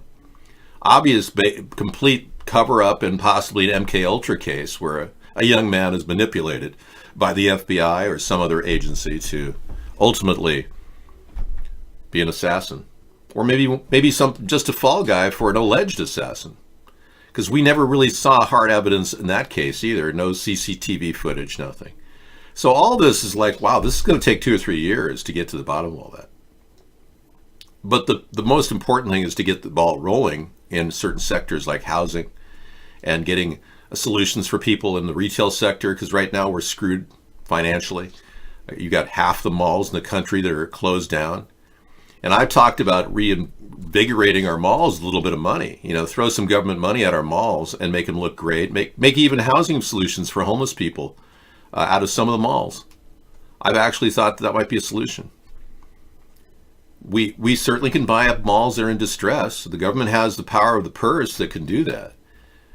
So malls are kind of undervalued right now, but we've got to turn them into upscale them. But putting homeless in them is not going to upscale the malls. It's going to downscale them. So we have to make other solutions for homelessness while we're dealing with a growing crisis in the mortgage sector. Because people are going to be losing jobs as we move toward automation. There's no doubt about it. And those numbers are shocking. 80% of the jobs at $20,000 a year right now are going to be gone in 10, 20 years, 10 to 15 years. 30% of the jobs of people making $40,000 or more will be gone. That's a lot. So we're going to have to absorb that. Now, I'm with Sarah, and I think a lot of you shop online. I think that's great. I think it's a pathway to making it for a safer life. You don't have to go running around. But wouldn't it be nice with the cold weather we're having? Have nice, really warm malls that are protected with good security and have opportunities for people to sell their wares maybe. I've thought about that on our Wasteful Wednesday show because a lot of people in every area of the country are doing really well in thrift stores. And there's a lot of stuff in America. So we actually have a mini economy in the retail sector of just reusing things. So I think we have to encourage resale and possibilities of, gosh, this is the center of, we've got so much fine linen and clothing. You wouldn't believe how much fine clothing we have compared to around the world, which is flooded with polyester. And China keeps producing polyester. We've got some really nice clothes. I bought this suit right here for 50 cents at a thrift store. Look at this.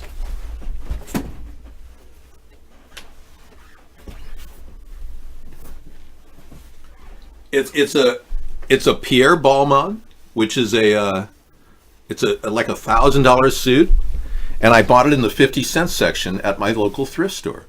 I went in there and I was like, well, what is that? And that's the 50-cent section. So that suit's 50 cents? Yeah, whatever you want. I don't know who dyed it, and I'm beginning to think that maybe somebody important did. It's a size too big, but it fits my bulletproof vest, which is nice. So, I'm just going with it. If you can find something really affordable at a thrift store, go for it. You'd be surprised. And I think a lot of us are going to realize that we've got a lot of stuff and junk that we have to get rid of. And over time, this is going to be a big, big plus. Juan Gabriel was talking about nasty things, Vittorio. Yeah, I did some research. Juan Gabriel died. And the guy who's pretending to be Juan Gabriel, it comes in here and he makes nasty statements about clothing and washing my body. And yeah, he's kind of a perv. Is that the Juan Gabriel the perv? David, you cannot donate gold anything to me, man. I don't take donations from foreigners, especially people associated with the Vatican. Please, don't try to lavish me with your fake materialism that you've concocted in your minds, in your sick, demented minds, worshipping the golden cow again, I see.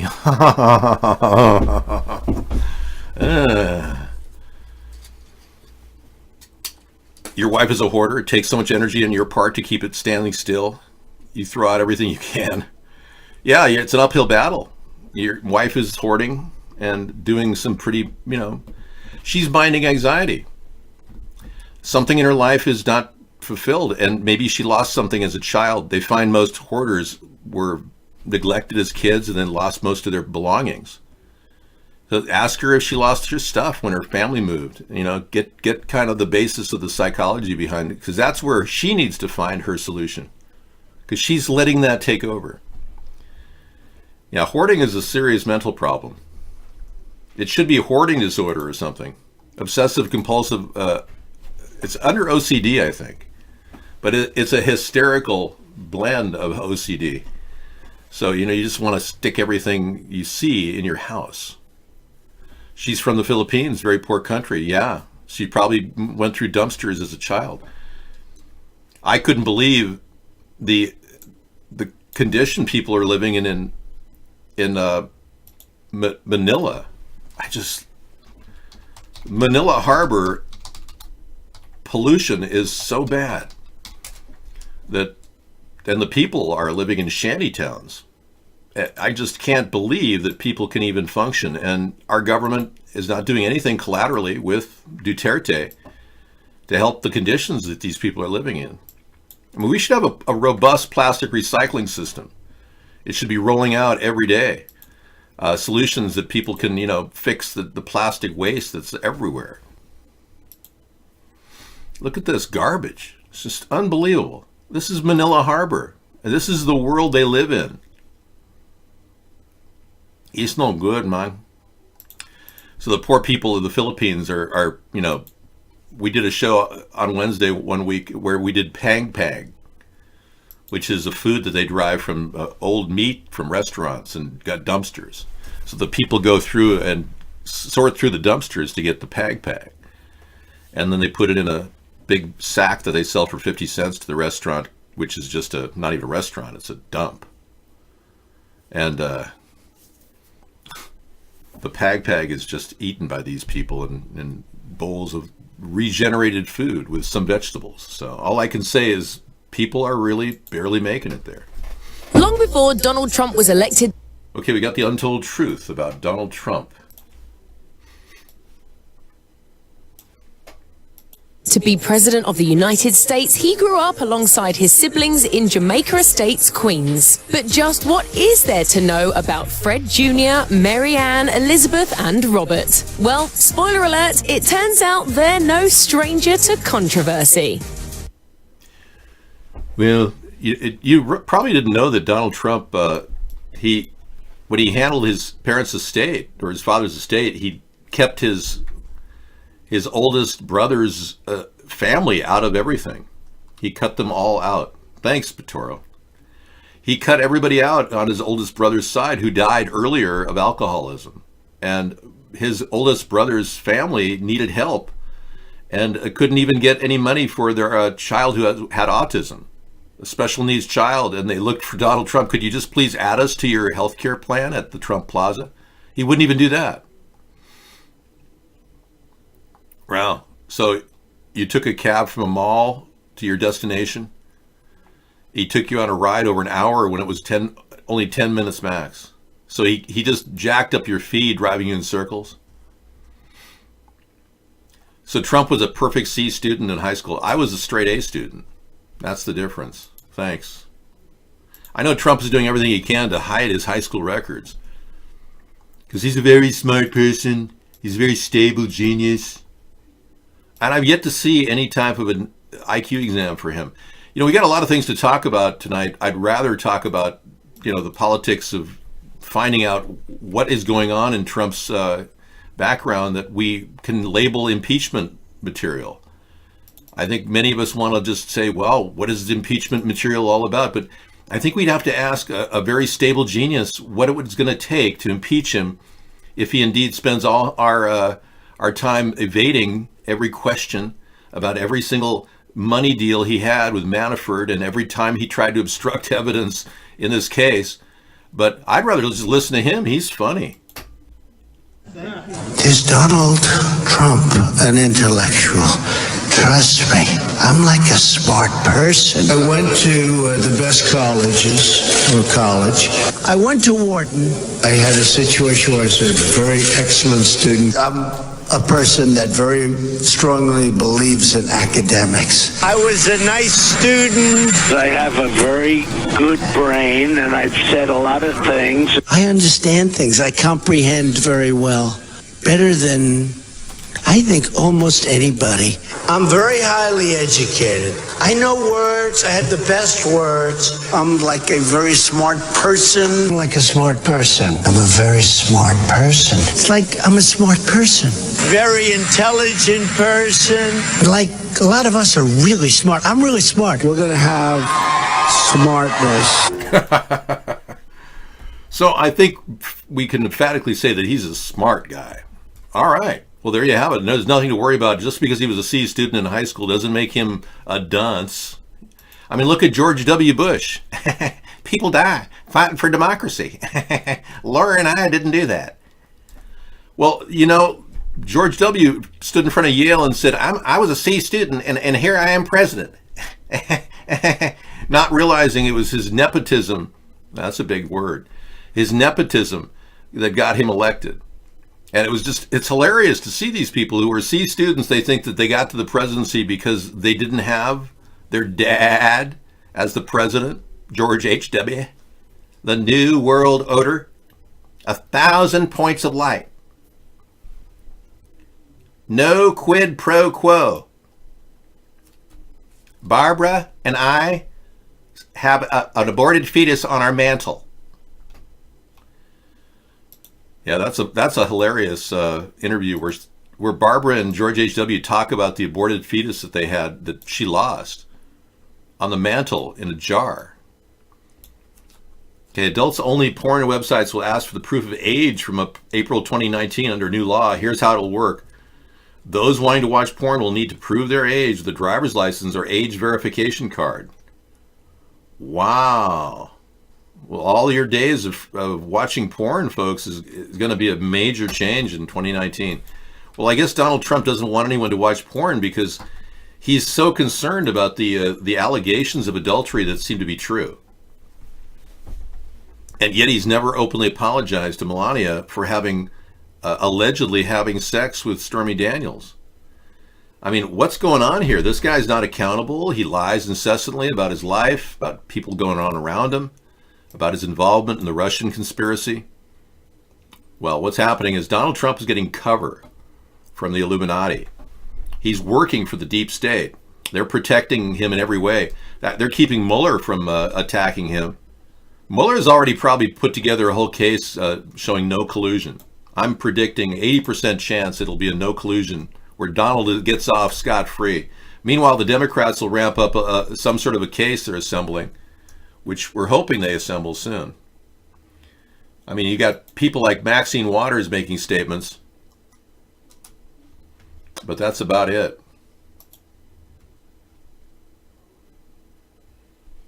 Yeah, we had this story earlier. Oh, porn.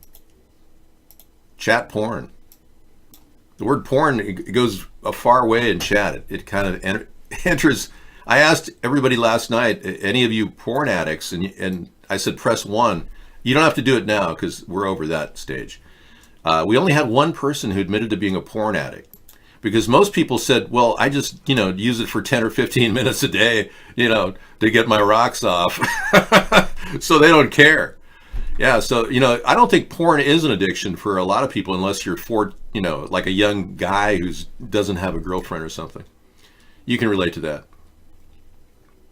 But yeah, none of you have to admit in your personal life what you're doing.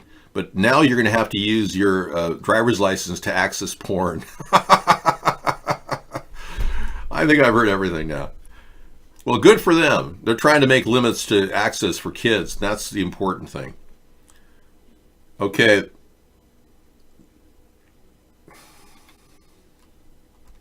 One recent survey said more than half want the House not just to pursue a path to possible impeachment, but to make impeachment a top priority of the new Congress. So more than half of the democratically held House wants impeachment. So we are moving toward impeachment, just so you know. Given his conduct in office and refusal of Republicans to seriously examine the conduct in the 2 years they've held the House majority, it's understandable the Democrats are about to launch a series of investigations so sweeping that there will not be a single unemployed process server in the District of Columbia. There are, however, two obstacles in impeaching Trump, and only one of them can be blamed on the Republicans. The vast scope of the inquiries into Trump make this story hard to follow, not just for voters, but even for journalists who spent all day on this stuff. Half a dozen committees may pursue a dozen or more allegations of impropriety. Many of those committees may bring the same witnesses in front of the members and the cameras to talk about a dizzying series of questions. It's true that the momentum of the case, so far as it's so deep, and even Mueller's having a problem grappling with the new evidence Roger Stone brought him when they acquired everything in his house. It seems like there's so many cases of illegality that it almost has a weight of its own, holding it back from impeachment. That's the best way I could describe it as an analogy. Yeah. There you go. Now, here's a guy who doesn't believe in God, who's saying that fapping is like sacrifice. It upsets Jesus. Like child sacrifice upset. You know, I don't know where you're going with that. You know, if you're going to be an atheist, you might as well just focus on that. But misquoting the Bible? Really? All right, moving on. I don't believe the word masturbation is in the Bible. In case you have a concordance, you can check. But, yes. I think you can spend the rest of the evening looking for that on BibleCheck.org or whatever location you're talking about. Geesh, okay. The vast scope of inquiries into Trump makes the story hard to follow. Yeah, it does. And I'm just getting sick and tired of talking about it, so let's put it to rest for a while. We know there are enough things happening in the case of Trump's possible guilt that it would be pointless to just go into detail every night. We wouldn't have fun. And this wouldn't be Wasteful Wednesday. Wouldn't you rather look for a house somewhere? No, I'm not going to make DMT legal at this point. I don't want to make any drugs legal. But I've discussed the possibility of psilocybin, anything naturally occurring, being used for medical purposes. They're seeing some positive results from psilocybin as a natural hallucinogen as opposed to LSD in cases where people have cluster headaches, and that's showing positive results. Oh, really? DMT is produced by our bodies? Oh, really? That's nice to know. Well, why don't you extract it from your own and eat it again? Yeah, I'm not into your kinky sex, dude. Being that you mentioned your run for... Okay, now Hillary, she doesn't rule out running in 2020, but she did rule out running in 2020. So this is the problem with old age. People who are already getting on in years, like Hillary is, it means many steps, meaning you forget where you are, even in your conversation, and you have to go back and repeat yourself. Just yesterday, she said she's not going to run for 2020. Now she's saying she could.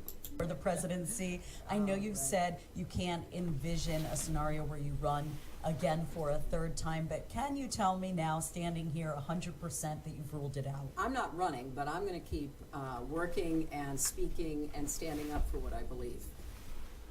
Wow. Okay. Well, Hillary doesn't rule out running in 2020, but she's out there fighting for people. And that was the worst audio I've ever heard on a clip. Tonight we have the untold truth of Donald Trump's brothers and sisters in our lineup. According to the Washington Post, Donald Trump doesn't drink alcohol, and it was his eldest brother, Fred Trump Jr., who reportedly scared him straight. Yeah, Fred Trump Jr. is the guy that his family got nothing in the will. Yeah, kind of amazing. This was his oldest brother who died of alcoholism. And, you know, I'm not here to talk about that. because that's between him and his father, Fred. So it's not really my place to go beyond on that. What I'm concerned about is Donald Trump making $90 million so far on the Trump Tower in D.C. And $90 million in that time period is, I mean, he only would have made $900,000 in the past 2 years if he'd, 2.5 years if he'd been receiving his check, which he says he doesn't take. So he made a lot more on the hotel, which means he's all about. So Fred Trump was emotionally abused by his father and turned to a life of drinking. I did not know that. Wow. Thanks for your take on that. I'm not reading a lot of biographies about Trump because I'm kind of disturbed by the whole Trump family right now.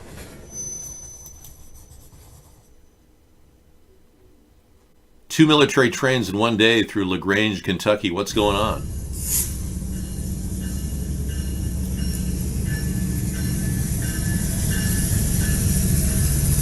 Okay.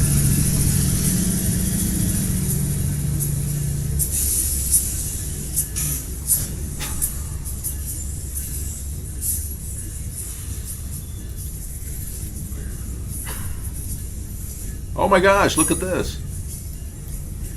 What the heck is happening in LaGrange? Unbelievable. And that's 7 minutes of just trains going down the road. Well, I'll have to add that to our link tonight. I don't know. I'm sorry, Anita, if you're bored. Yeah, poor Anita. She's really our benchmark for making people happy. Donald was the favorite son. I don't know what they are. Is it near Fort Campbell, Kentucky? Possibly. Home of the 101st Airborne? That would explain it. Well, I have no reason to question the movement of our U.S. Army. I'm sure they're working in great detail to maintain our national security at all times. But seriously, we've got, when you see UN troops in your neighborhood, then you got to be worried. We have UN troops in our area where I live. I live on a Naval Air Station island where they do a lot of operations. And I frequently see UN people, walking around the store. So dinner is going to be a fruity pork fry. Fruity pork fry. Stir fry. Yeah, I'm thinking fruity and pork because I really like the flavors of fruit and pork together. It's just a me thing, like Hawaiian roasted. Have you ever been to a Hawaiian roast? A luau? Oh. I'm not sure. I mean, I've got all kinds of potential fruit. I've got some apples. I've got some papaya. I could rehydrate some papaya and some apples together. Yeah, I've got a can of pineapple. That would really help it. Fruity and porky. Fruity porky. That's kind of how I feel about the world right now. Kind of fruity and porky. The fruitiness of the gay attempt, the LGBTQ trying to remold our view, and all of us, most of us, I'm going to say, are heterosexual, and it's like the deviant groups in our world are trying to mold us and turn us into something we're not, and then the porky world, the police and how they're brutal and overriding our individual freedoms. So I'm going to make a fruity porky stir fry. Yeah. Because that kind of, we're dealing with some pretty serious things that the two parties aren't taking on right now. Yeah, I'm officially not supporting LGBTQP or whatever they want to add to it, A, B, C, D, E, F, G, H, I, J, K, L, M, N, P. Whatever they want to do, that's on the Democratic side. They're moving too far to the left for me. But I don't support discriminating them against them like Donald Trump wants to. Kicking transgenders out of the military, I'm against that. I'm also in favor of supporting our current anti-discrimination laws in the government, but not in business. I don't want to tell mom and pop, store owner or restaurateur that you must hire a quota of trannies and gays in your. No, that's not going to happen. Fruit enzyme is essential to maintaining the fruity, porky feeling here. Yeah, unidentified young girl found. Okay, let's take a look. In a duffel bag near an equestrian trail. Whoa. ABC News. Let's take a look.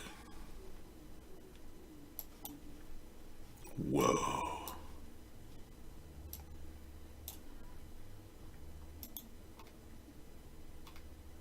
A little girl found near Los Angeles hiking trail. Wow. They're asking for the public's help. They investigate the death of a young girl whose body was found in a duffel bag in L.A. Equestrian Trail. She's believed to be between 8 and 13 years old, according to a statement from the L.A. County Sheriff's Department. Her body was partially inside a black duffel bag when she was discovered in Hacienda Heights. Wow. So black girl? Okay. So sorry. There they are, the LA County Sheriffs. Grisly scene. Unknown location. All right, thank you for that clip. And we're done with the Denver Airport clip for tonight. That was pretty wild with the gargoyle talking. I'll probably play that again tonight in our show. Our video show. It's unfair that Starbucks is giving so many tranny operations. You know, I think there's something wrong there. Yeah, I don't personally agree with the idea of transgenderism for myself, but again, I wouldn't force that issue upon someone else. I respect your views, sexual views, and if you don't enjoy heterosexuality, then of course, you know, do whatever consenting adults want to do, as long as you're not, you know, brother and sister or something. I mean, brothers and sisters. But no, the bottom line is, it's not really my place to tell you what to do in the privacy of your own home. But if you are, you know, gathering outside and having open sex with each other, that's obscenity laws are going to be violated. It affects children. So why should we be pushing for a non-gender or genderless society? I don't know. I never asked for it. I don't understand the Democratic Party and why they're going so far off to the left. I don't get it.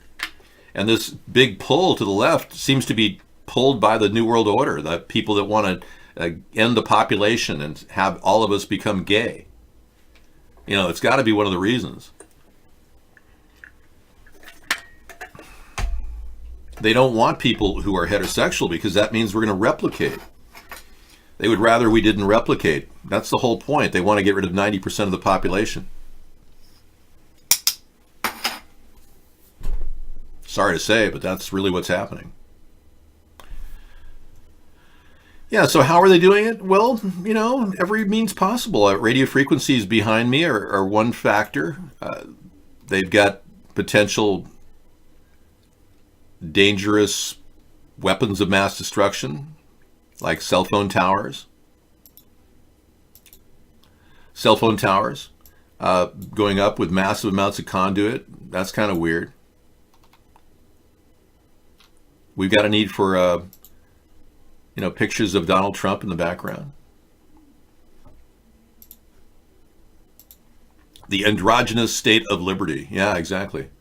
The freedom to wear your hair any way you want and not be, you know, abused, called a KKK member or something. That's what we need to fight for, the freedom of speech, so that a father can become more of a baby to his daughter. These are the things that matter in America. And the ability of a president to flip people off. That is important. But the Democrats have some weird idea that, you know, they're going to somehow stop Trump by making it seem like he's politically incorrect. Trump is going to be politically incorrect and should be forever. I want him to be politically incorrect. I embrace that. I'm just a little concerned that he may not know who he's fighting for and what country he's in. So... Nope, I'm not saying anything about stupidity and homosexuality. But if you want to get answers, let's go to the flip-flopper himself. Oh, I don't know. I supported Caitlyn Jenner. I gave her a ticket to the inauguration. It was very wonderful. But she didn't visit with me privately. I wasn't involved in sexual way with Caitlyn. He supports transsexuals and he doesn't support transsexuals. We're not sure where he's at. When he said he wants to ban them from the military, yet he wrote a recent letter to international groups that he supports the ending of the banning of gays. It's like he's saying two different things at the same time. Well, I agree. Starbucks is not really coming up with good things, in my opinion. The obsession with weapons. I'm supportive of gun rights, but I don't really understand an open carry day. I mean, really? I went to his local Starbucks and I saw this 15-year-old gangbanger in my neighborhood with a .357 Magnum, the most powerful handgun in the world. And I said, Sarah, you think we should go in there and ask him if his gun is safe? Well, should we? I immediately slipped into my Clint Eastwood character.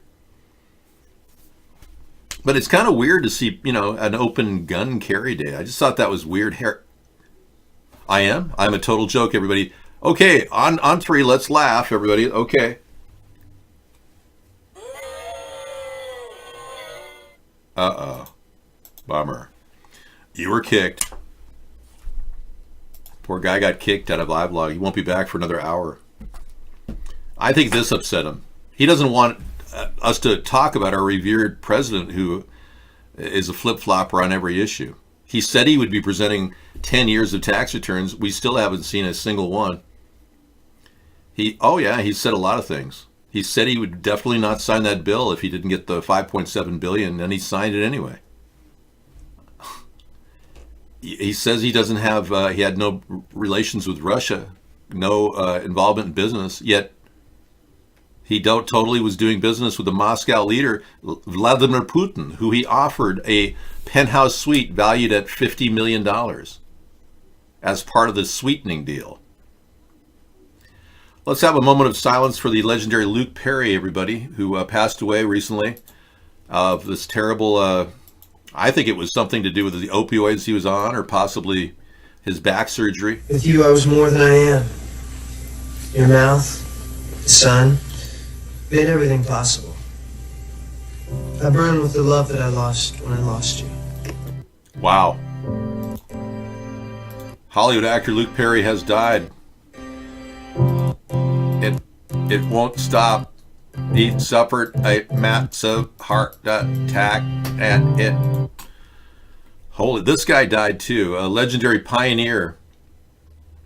Yeah, Keith Flint, the intense, charismatic singer for electronic group The Prodigy. Now, I halfway think this guy is he impersonating Satan?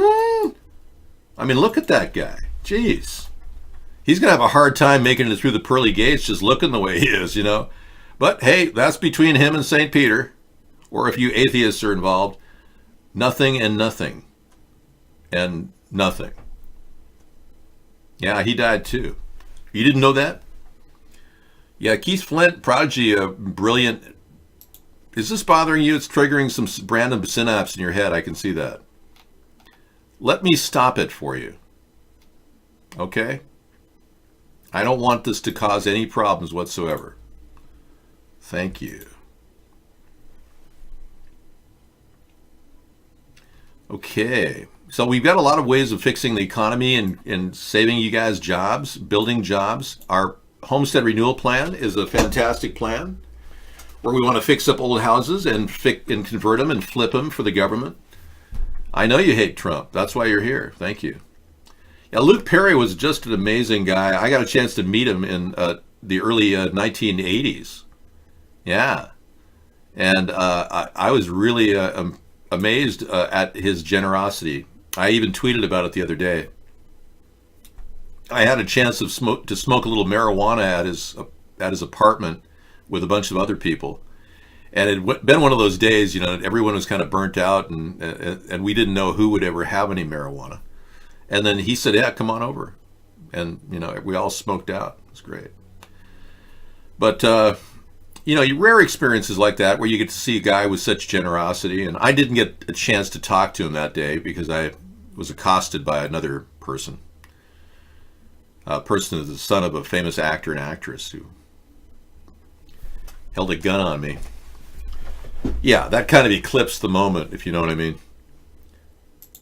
Oh, Reptoid, what's going on? Philip Taylor Kramer. Yeah. Yeah, if you've ever had guns held on you, it's not exactly the nicest thing to do to people. I've had lots of guns held on me. Shotguns. That was a Colt 45, I think he held on me. Death of Philip Taylor Kramer. Wow. Well, he died in 1995, and why am I looking into this now? It's a little late, isn't it? Oh yeah, well, I was in the whole groove, free throw. I was in Hollywood. You know, my parents grew up in Los Angeles, or I grew up in Los Angeles. My parents moved there in the 50s, before I was born. And my father and mother were, you know, very active. In fact, my mother was an actress. And she was, she actually, her claim to fame was she was the lead actress at the Santa Monica College right before James Dean was discovered, the year before James Dean was discovered. But my mother had to give up acting, so she was very disappointed about that too. The problems of raising a family were too important to her, so she had to give up her acting career. But she was a hit. She was really well liked the year before James Dean was discovered. So it was a very robust film department at Santa Monica College, and it really produced a lot of great talent. But Luke Perry was a modern day James Dean, and yeah, his face actually matches you know, the early days of James Dean. You look at Luke Perry and you're saying, wow. And that's what, you know, when we first met him, that's what everyone said. Yeah, he's like a James Dean character. And you can see that, you know. This is the Luke Perry I met. That's the guy, yeah. And he was really a nice guy. So, but let's take a look. James Dean, Luke Perry. Similar face, you know. You can see the look that his career was built off of. You know, I think you all could look at that and say, yeah, sure. Yeah, you feel bad about it, I know. Your dad moved to LA from Iowa, ended up not working out for him, but he became a successful real estate broker. Oh, really? Okay. Yeah, I would have stayed in Los Angeles if I hadn't if I wanted to get old and, you know, crawl into a hole. And, you know, it's like I couldn't stand the toxicity of Los Angeles. The pollution was so bad that it really affected, you know, my well-being. So after 35 years of living there, I said, I'm out of here. So I moved up here, and I've been here for about 23 years.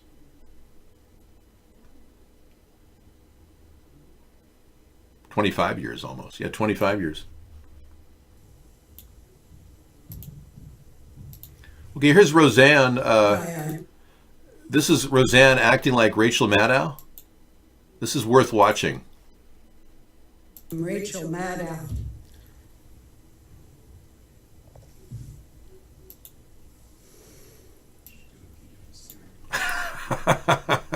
Putin, Russia. Putin, Russia. Putin, Putin, Russia. This is your life.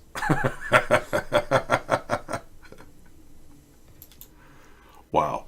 She is so emotive, you know. You got to love Roseanne and Tom. And boy, they really put a kibosh on the Tom Arnold statements. Remember Tom Arnold? He used to talk about how he had a tape of Donald Trump beating up Melania in an elevator. That was crazy. He said he had a videotape, and he was going to get it to the... He also said he had a videotape of Donald Trump saying the N-word. Well, it turns out the Secret Service, according to Trump's Secret Service, they went over there, and Tom Arnold videotaped them. And the Secret Service pressured him into shutting up. So Tom Arnold won't talk about anything related to Trump now. He's afraid. Isn't that weird? So Trump used the Secret Service to you know, kind of put pressure on him. Yeah. She's behaving a little like Charles Manson, so yes.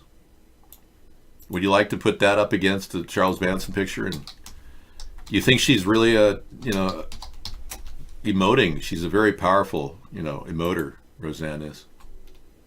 She's got that look. That kind of like been there, done that, Charles Manson look. Let's compare their faces. Oh my gosh, you're right. Roseanne and Charles Manson have a very similar look. So true. What does that really mean, though? Yeah. No way? Oh, they don't look at all alike? Oh, okay. Well, I take it back. They don't look a bit alike. Put my glasses back on. We played a video last night contending that this amazingly disturbing story that Stevie Wonder's not blind. Yeah, I was quite shocked. Apparently he caught a right, he caught an actual, I gotta pull it up from my Flipboard. He caught a mic right in front of our eyes. Let's see if I can pull this up from my bank of links. Oh my gosh, Inventor Jim Genius is in. Wow, look at this guy. He's intense. And we got my beautiful cat Fluffy in our show too. Oh, see? Let me zoom in on you. Don't show any body parts in the show, so otherwise we'll be forced to re-edit the video. There he is, Inventor Jim Genius, everybody. Fascinating. Testing 1 2. Testing 1 2. Yeah, 1 2 1 2 1 2. What's up, Dave? Hey Jim, what's your big concern now? Is it the homeless population in your area? Is it? Big concern there is the sweeping of the religious cult upon our lands. Sweeping of the religious. Wow. Okay, the sweeping of the religious cult upon our land. Wow. Okay, so I don't know what you mean. Like the Christians are bothering you in your area? I'm not going to mention any religions. I'm just telling you all the religion cult that is sweeping all the lands is affecting us. I think you're right. What if it's in our air we breathe, man?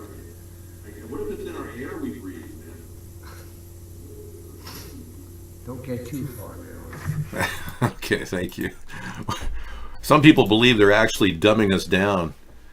I put a heavy thing there on him. It's like heavy thought. He's doing some personal grooming right now, so we pulled him off the screen. Yeah, so what I do is I have a whole collection of 153news.net videos, and I keep them in my Flipboard. And if you want to check out my magazines, these are all the links. Link library that we currently have. Immense link library. Yes, there you go. Stevie Wonder, this is it. Being blind is a hoax. Seeing is believing. Let's watch this.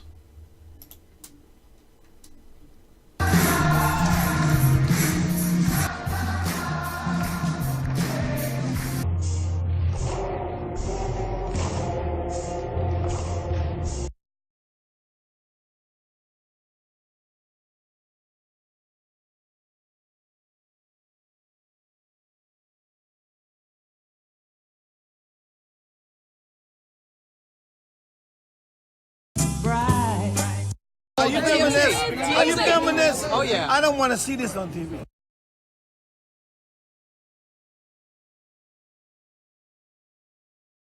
How can Stevie Wonder say, I don't want to see this on TV? How can he say that I don't want to see this on TV when he clearly can't see? I was mute, but Stevie may not be blind. That's my point. Anyway, we'll have a repeat of that tonight. It was such a popular show, I don't want to miss it.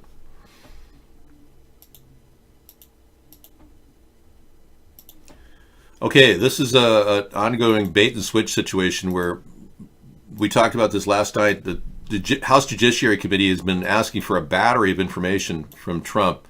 And Sarah Sanders just yesterday said that this isn't the big issue. They had 81 requested documents from 81 people associated with Trump and his associates. And so Sarah Sanders intended to turn this into a discussion about how it's to distract from the radical Democratic agenda of killing babies after they're born. So an entire investigation of 81 people being asked for information about Trump and his collusion with Russia or obstruction of justice, etc. And all Sarah Huckabee Sanders can say and Trump can talk about is the radical agenda of killing babies after they're born. A mysterious law that's been passed in New York. So they're obviously using a diversion technique to try to keep everybody from asking the big questions that haven't been asked by the Republicans in the House. Now the Democrats have their chance. She's hot. Yeah, she's ready for action, I'm sure. I don't know, is she married? Is Sarah Sanders? I think she is married. Yeah, she has a husband, I'm sure.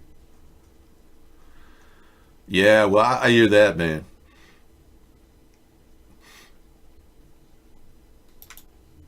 Is Sarah Sanders married? Yeah. Here she is with her husband. Yep. They seem like a nice couple. Very nice. Look at that. Yeah, that's got to be her husband. She seems happy.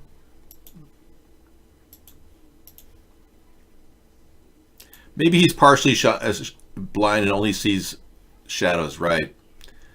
And it is a little bit of a challenge to think that we're being lied to, but I'm okay with the idea that Michelle Obama's really a dude, and Stevie Wonder really can see, and we really didn't go to the moon. I mean, I'm okay with all that, I'm not that hung up about everything doesn't have to be perfect in my world. Yeah, I know a lot of people would be really upset to find out Michelle Obama had a penis. Okay, I'm going to go ahead and, we got progress here. They're shaking hands. And this is back when they did shake hands. Still no movement whatsoever. The trade deal is still in park simply because Xi Jinping is not getting what he wants with the release of Meng from charges of any type of violation of economic sanctions in the Huawei telecommunications scandal. So that's kind of dogging Trump and trade, and I think that's it. We have a body found in New Zealand. Search for a missing British backpacker. Let's play this for you. Yeah. Not a good idea to go backpacking in remote areas, especially if you're a woman. Her family said she was visiting New Zealand during a year-long trip around the world, and she's dead. She died.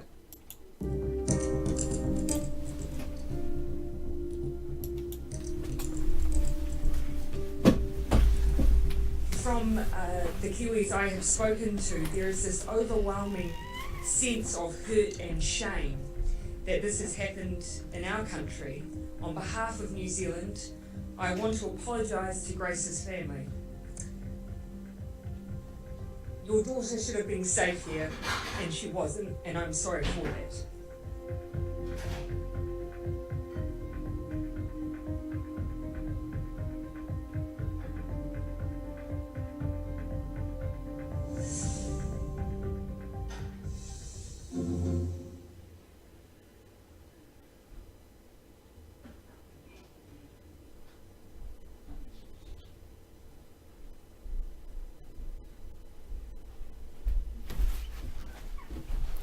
Yeah, you're wondering if that was Miss Anne. Yeah, we haven't seen Miss Anne in a while. I know. Sorry, I certainly hope it isn't, but you never know. Whew. Yeah. Good night, Fluffy. Thank you for coming in. Gotta go. Be well. Thanks for coming into our show, Fluffy. My cat, Fluffy, everybody.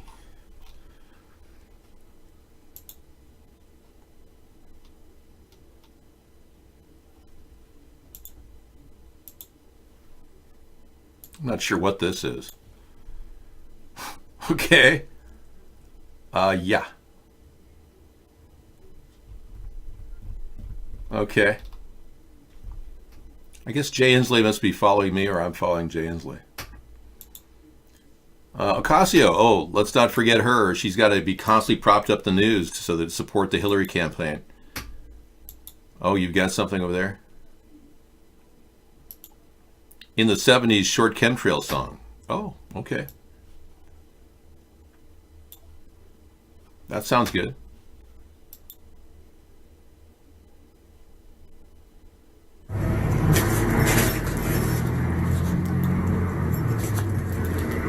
In the 70s, when the skies were clear, I would drive my Camaro and drink a beer. In the 70s, when I didn't see chemtrails in the sky. Now it's 2017, and if they don't quit, we're gonna die.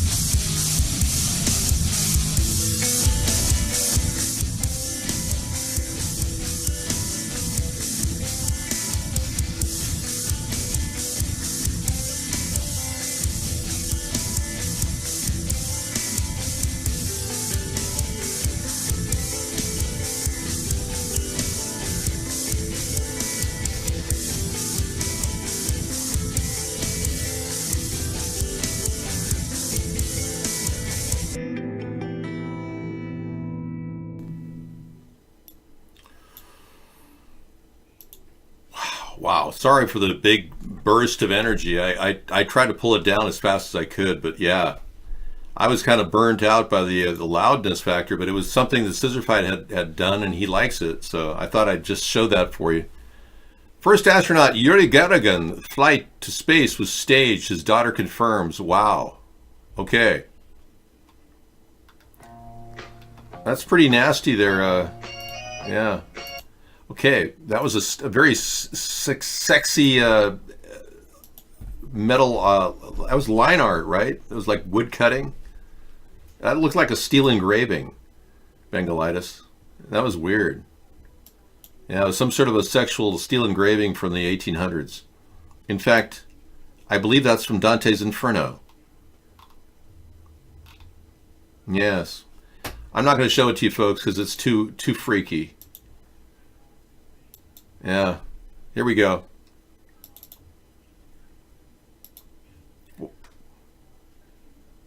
Not sure what's happening.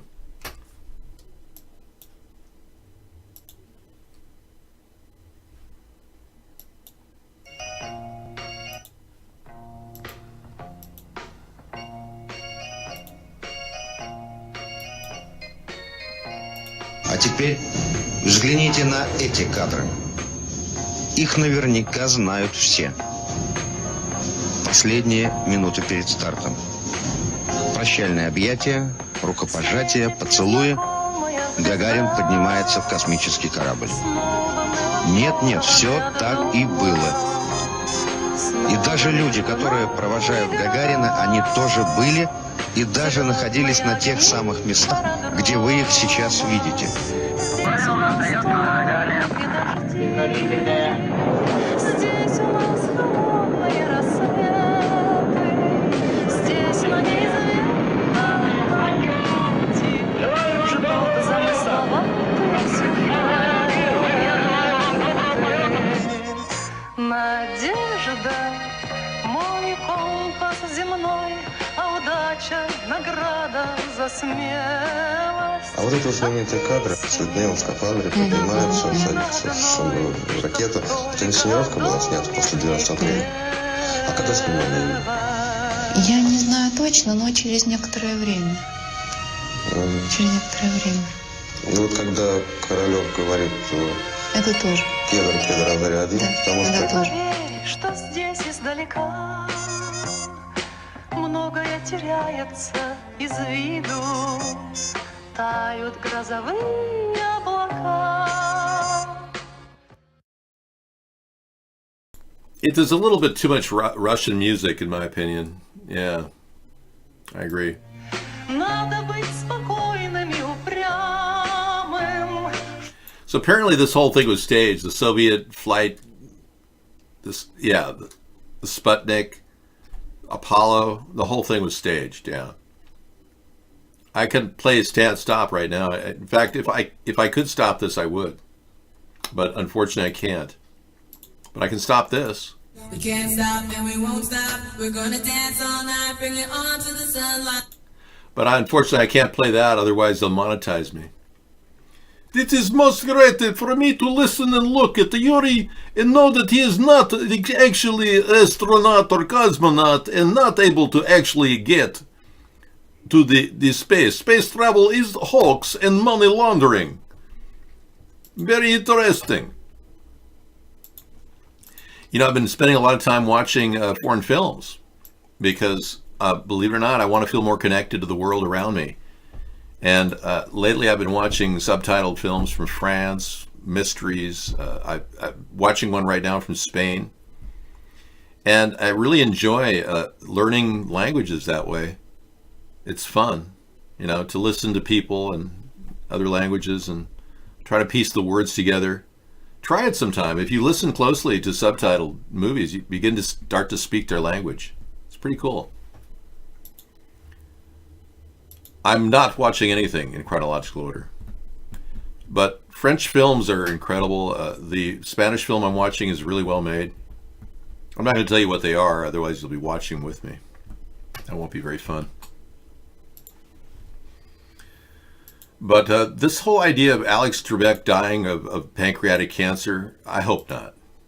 I really wish him the best. I just hope he gets on CBD oil, because I think that's got some really medicinal effects on people.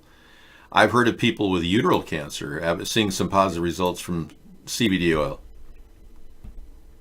I have not seen Leaving Neverland, but I asked somebody in our show recently that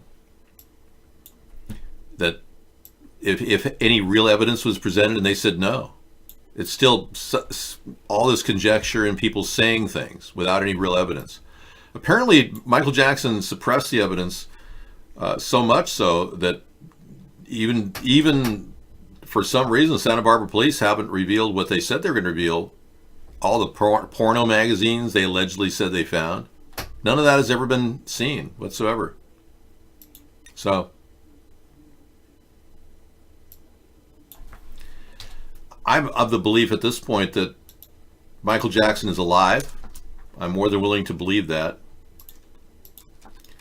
Well, there's been some videotape, that appeared recently. I showed it to you a couple nights already. I don't really need to show it to you every night. Really, High Tension is a 2003 French horror film. I'll check into it. Thanks. Looks good. Yeah, why not? But learning languages through viewing movies is certainly, worth a try. All right, High Tension. Yeah, French.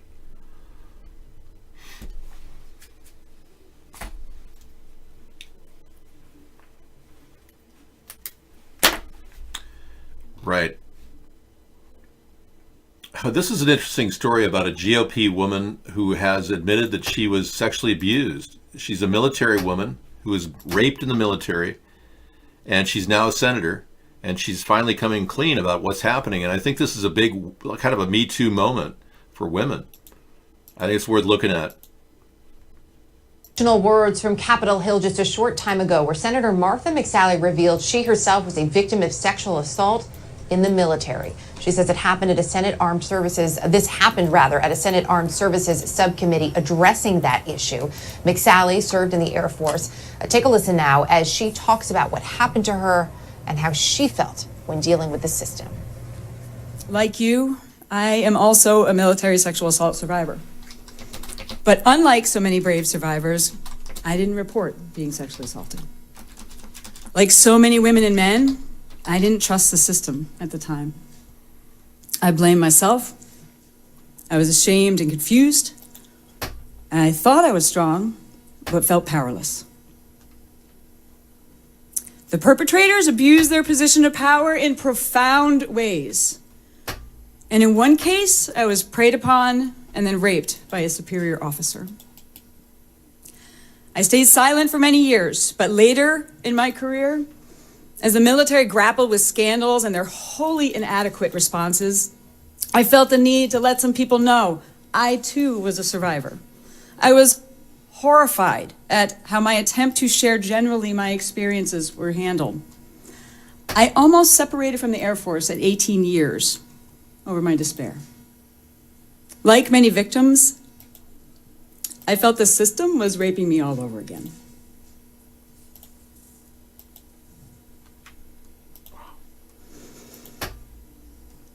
But I didn't quit. I decided to stay and continue to serve and fight and lead, to be a voice from within the ranks for women, and then in the House, and now in the Senate. So this is personal for me too, but it's personal from two perspectives: as a commander who led my airmen into combat, and as a survivor of rape and betrayal. I share the disgust of the failures of the military system and many commanders who failed in their responsibilities. But it's for this very reason that we must demand that commanders stay at the center of the solution and live up to the moral and legal responsibilities that come with being a commander. We must fix those distortions in the culture of our military that permit sexual harm towards women and, yes, some men as well. All right. Yeah, even men are getting raped. You know, there's a guy in the military right now. He's serving time in Leavenworth. He had 29 cases of rape. He was a staff sergeant. Excuse me, he was a drill sergeant who literally drilled everybody that he got near, men and women. He raped men and women. 29 cases that we know of. That means there's probably another 29 that aren't reported. And yeah, I'll make you drop and give him 20. But this guy, in my opinion, should have the death penalty. So I've talked about getting tougher with a 3-strike law against molestation and rapists. And I'm thinking of possibly implementing it in the military. Yeah, court-martial and firing squad. If they have 3 offenses. And they'd have to be 3 separate prosecutions. If a guy was caught with, well, maybe that would be more than 1, yeah. Yeah, because he could be prosecuted for all 3 rapes simultaneously. But that would be 3 separate rapes. Anyway, it's just something I'm throwing out there. I don't really relish the idea of taking a life, but especially since rape isn't technically taking a life. It's not a capital offense per se. I believe capital offenses include guns and threat of death. But it's upsetting so many people that these molesters are getting away with this, and especially child molesters, that putting them in our prison system is costing us a fortune. There's a place out here near Tacoma, Washington called, it's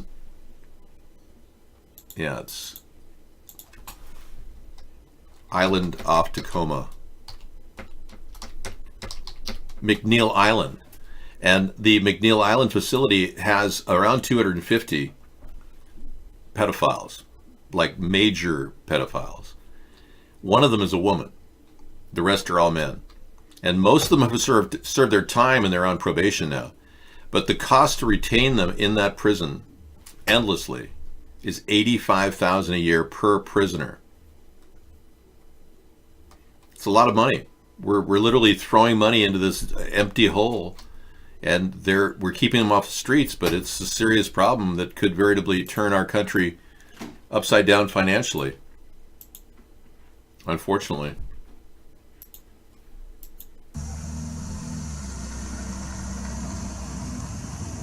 Okay, we got a lot of Mike Decker tonight, 16 minutes of him talking about what's happening in the sky above us and how they're polluting us. So we'll talk about that tonight, later. not all people are lying. The fact is, you're calling it victimhood when people actually scream out about being molested. No, we want to encourage people to speak out about what's happening. If even the women, it's shocking to know how many women, over 50 women, complained to the Beverly Hills police that Harvey Weinstein raped them as far back as 10 years. And they've never acted on any of these cases, never prosecuted one time. Now he's up for 3 different cases or 2 different cases, which they have gotten to court with. But I mean, we're not talking about victims being like a game to get noticed. We're talking about people actually trying to report these crimes. They're not even, the police aren't even pursuing cases against these rapists.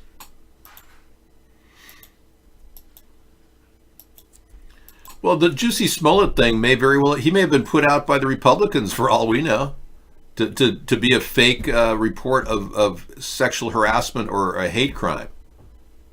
Who knows? I don't know who put Jussie behind what he did, but that doesn't negate all the other real cases where we have to really see if these people are being attacked.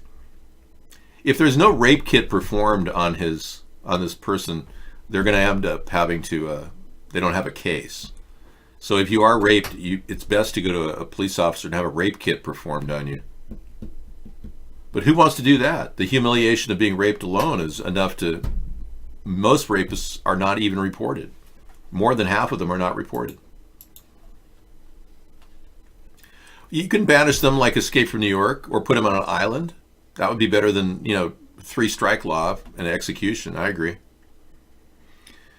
We'll create an island off the coast of California, call it Gay Molester Rapist Island, whatever. I'm so sorry. What happened? About the... Oh, don't worry about it. I can still eat that. I'm good. I can get that off. Carbonated, sorry. Oh, that's okay. As Trump wages trade war, U.S. goods deficits hits record high in 2018. Yeah. So Trump doesn't know what winning a trade war is all about. Our deficit for U.S. goods is a high, all-time high with China and other countries.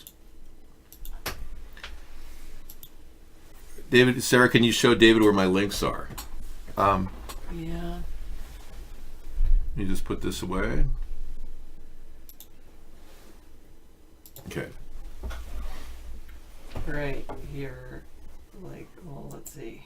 Not that one. Not that one. Probably over here, these 3. Okay. All right. Not this one. Let's see. You can X out of that one. Can I X out of this? An easy-to-use Python library for accessing Twitter APIs. We'll You do might want to that, be interested yeah. in that. You can eliminate the... Oh, that This one. was one Okay. of them, which I didn't like. This is another one. And Okay. this one. And Okay. this one. Yes, Donald Trump revoked an executive order Obama put in place requiring the DNI to report the number of civilians killed in U.S. military strikes each year.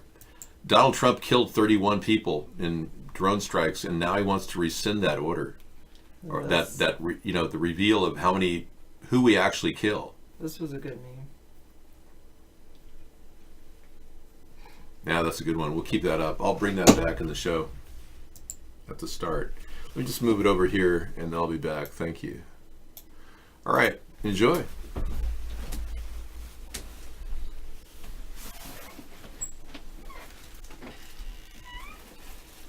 All right, good. You read the debt went up the same amount in Obama's 8 years as in Trump's 2 years in office? Wow, that's pretty amazing. Pretty amazing.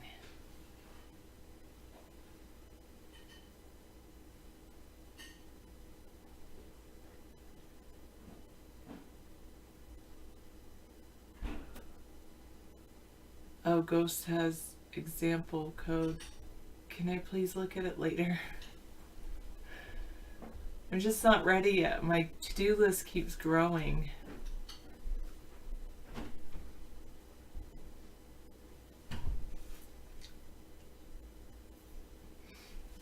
right this moment, I'm kind of tired. But of course, I know if I keep putting things off, they'll never get done. And I know that I'm always putting off things that I should be doing for David because I'm excited to do things for other people. David is going in the other room to eat his dinner right now. That's where he disappears.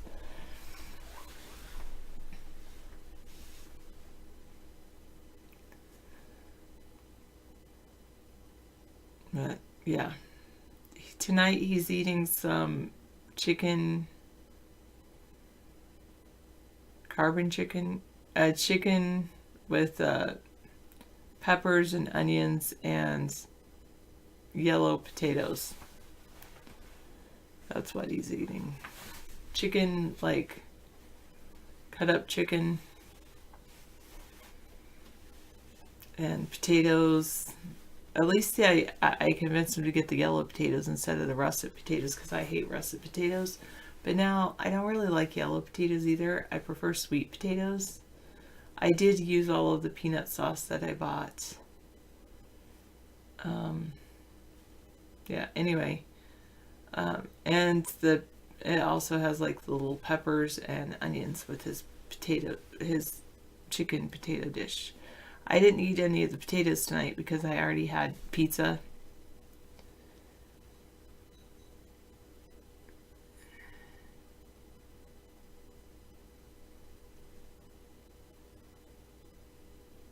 Sure, Lepra. Yeah, of course. But for what? He's broadcasting way more than I am. I know he's broadcasting. Is that what you're saying? He knows I'm broadcasting. I know he's broadcasting. Yeah, that's probably a good idea, Ice Spade. I don't even need the syrup for sweet potatoes. But David and I are totally together and happy that way. If you're having problems in your relationship, I'll tell you one of the secrets that David and I do. We each give each other, we give each other a 10-minute back rub. I will rub his back for 10 minutes. He'll rub mine I usually give him a back rub in the morning and he usually gives me a back rub at night. And it's just, touch is so important. Being able to, human touch is underrated. Overrated? Underrated. Say underrated. People don't realize how important touch is. Did you know the brain thinks the hands are the most important part of your body? It connects you with someone when you give them a rub. When you rub them. So I highly recommend. Do the next step if you really want to build a relationship is one, commit to giving each other a back rub for 5 to 10 minutes a day. 10 minutes is preferable. And 10 minutes is like, really, it's a half hour for each of you. Like less than half an hour total. 10 minutes you give, 10 minutes you receive. And like half an hour a day, less than half an hour a day, you can build a strong relationship. The other thing that you should do is that you should think of all the positive things about someone. There's this guy named John Gottman, and he can predict divorce just by listening to a conversation. And it's all about, if you need to have basically 5 positive comments to say about your significant other than versus 1 negative. If you're always going around and like pinpointing all the little things that someone does to irk you and not pointing out all the things you love about that person, then you're going to just continually dwell on the negatives, and it creates a downward spiral.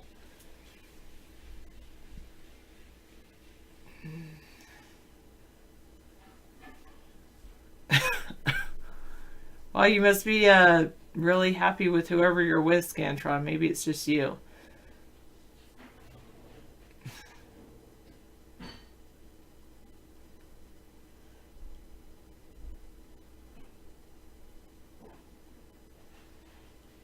Is it wrong to now want a relationship, or was that a misprint? And is it wrong to not want a relationship?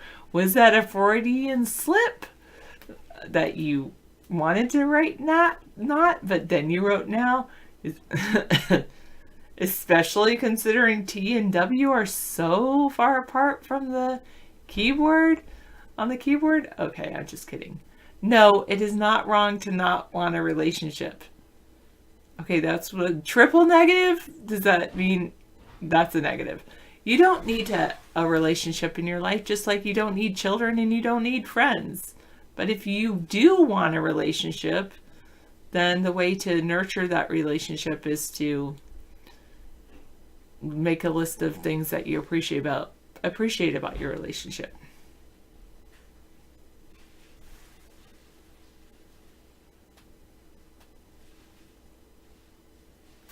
If you're happy or not in a relationship, then fine. I think that's perfectly fine. I'm happy not having children. Who will touch you? Well, you just have to pay for your touches. Massage parlor, spa, you have to pay for a spa day and get a massage. Totally worth it though. Yeah, 793 gets a massage for the human touch. Yeah, I know people that go on cruises just to get a massage for human touch. It's really good. Also, you can give yourself a massage. I'm massaging my leg right now as we speak. I massage my feet and my own legs. And then also I got this awesome med massager, which I'm going to use after I get off of here with you. But I just bought it this weekend. And so I can massage myself with that machine massage. Not quite the same as human touch, but it's pretty good. But yeah, you can massage yourself. And you get really happy with yourself. Like, oh, Sarah, thank you for massaging my knee.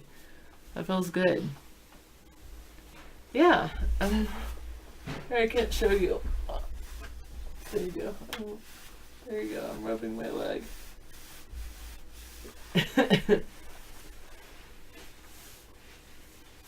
You want it? What? You have a bed that... And you can get one of those massage cushions too.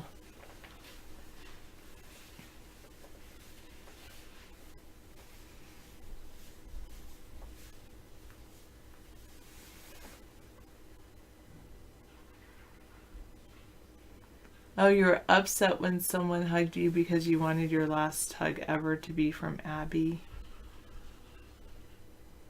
Is Abby still living?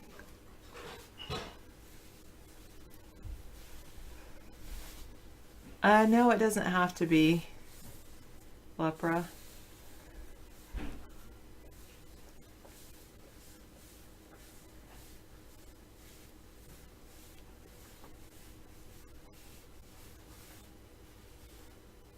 You'll never meet Abby again? Are you sure? Like, is she one of those people you can't look up, or is she married? What happened to Abby? I know people I'll never see again. That's because they have like the most common name. Sarah Hart.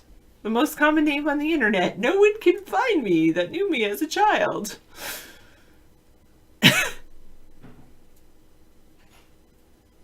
Oh, she's a celebrity? Oh. Well, I'm glad that you got a hug from her.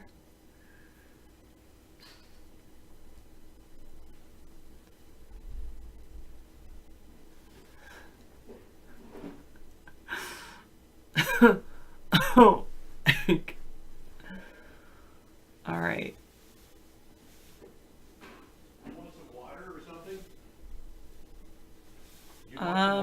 Sure, or tea.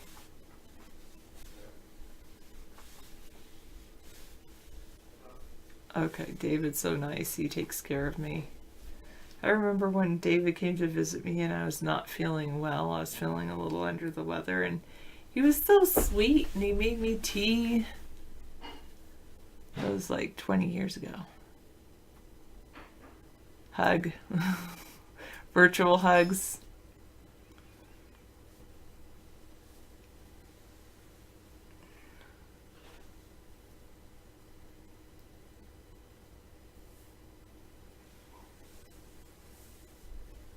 Well, usually you might be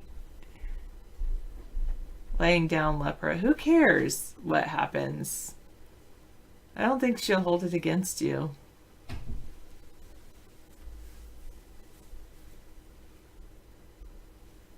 I make a lot of funny faces. Sorry, Miss Anthony. I guess my whole face like tells the story. I didn't even know.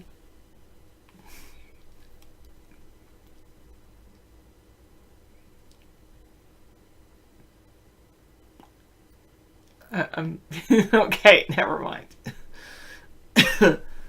I don't even know all my faces. And then, of course, my rolling eyes, like, I wish I could see me. I should watch that video again just to watch myself when I roll my eyes, because I don't see myself when I roll my eyes. Like,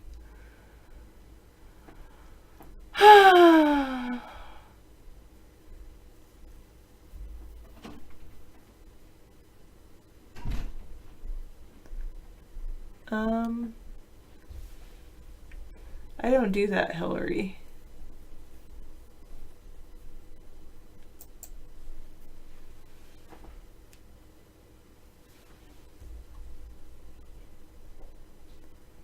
It gets worse the longer you look at this.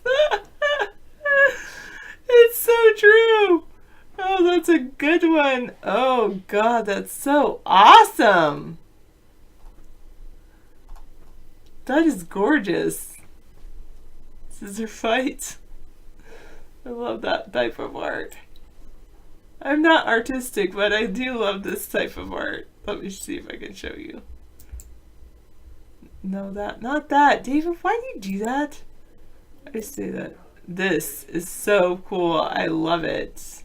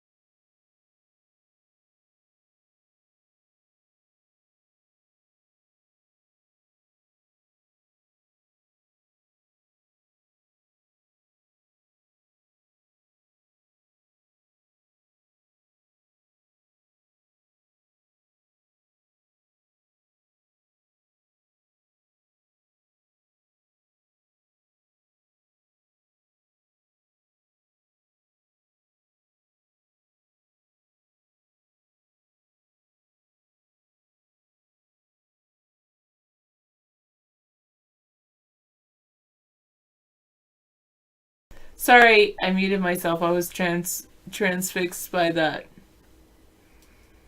picture.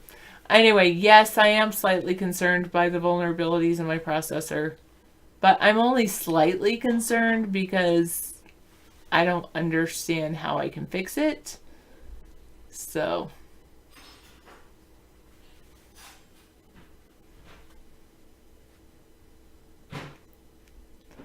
sorry, Gunther. I know he had to tell me I was muted. I could have pretended to talk to you for hours and hours and not known that I was muted. Would have been best, huh? Oh, that's a good point. I fix it by buying AMD next time. Is this article out from AMD? Is it AMD propaganda? Speaking of blinded by science, I have been blinded by science recently. First, some magical scientist, scientific magician Yeah. Anyway, that was really awesome. Blinded me. And then I have Mystery Science, which I love. And then I've been thinking about the Science Teachers Conference. And then I just found this cool thing called Gizmos today, which is by another company that I really like, which I was thinking I wanted to work for, but I don't know if I do because I want to see some more. Anyway.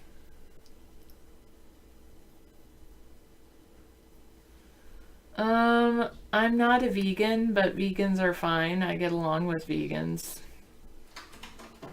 No, I do not want to live in a theocracy. No, no, no.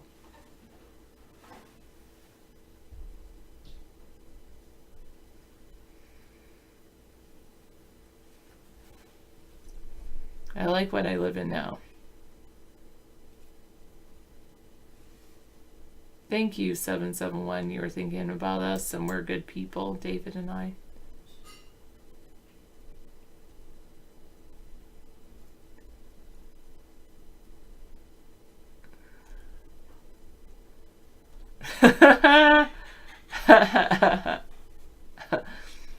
That is hilarious. Is it right? So funny. I closed out of that one. Who was my celebrity crush as a teenager? John Cusack.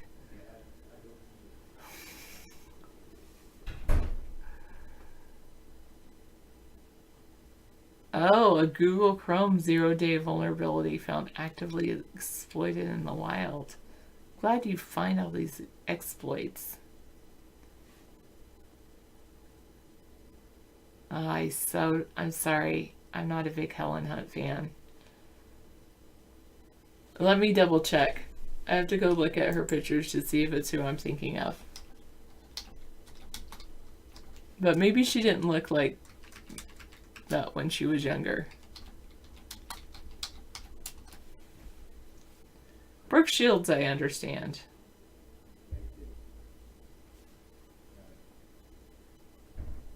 Oh, wait. Actually, I do like Helen Hunt. Who's the person I don't like? Yeah, you're right. Helen Hunt, she's beautiful. I always get confused. There's this other lady.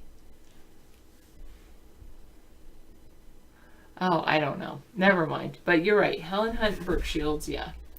I liked Helen Hunt in that one about, Contact. That was a good movie with Helen Hunt. Yeah, hand me my coffee, please. Yes, absolutely. Thank you.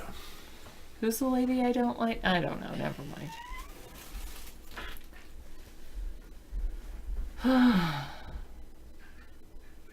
You didn't like Contact? I liked Contact.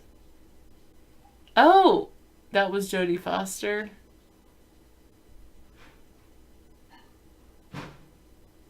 Okay, I'm confused. You're right. That was Jodie Foster.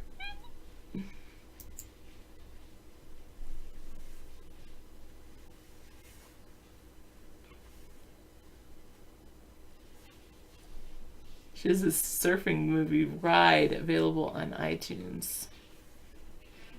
Mad About You. Mad About You is going to return as an event series on Charter's Spectrum.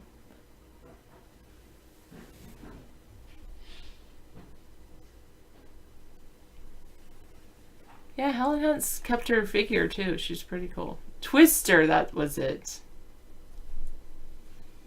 Okay.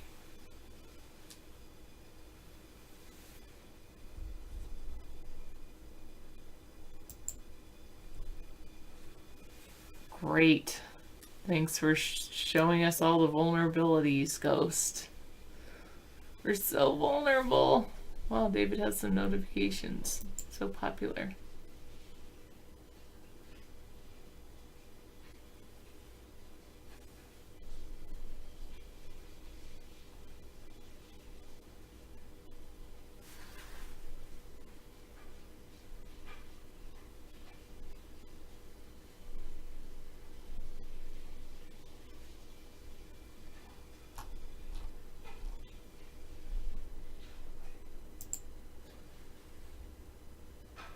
All right. This vulnerability site can't be reached. Oh goodness, the blue screen, green screen thing just went into effect. I think I just turned into a pumpkin. Or I just turned, I want to be asleep. I need to send out one more email before I go to bed.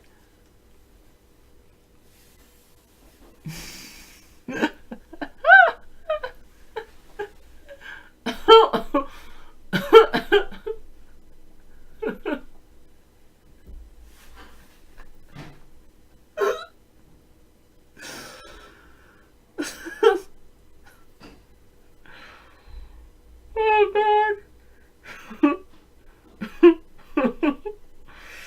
You know, those accessibility features are wonderful. Oh God. I was laughing. I always sound like I'm crying when I'm laughing. I was laughing at what you typed about David is okay with us typing in caps. It makes the show more accessible to the somewhat blind and drunk. I found that very funny. And possibly true.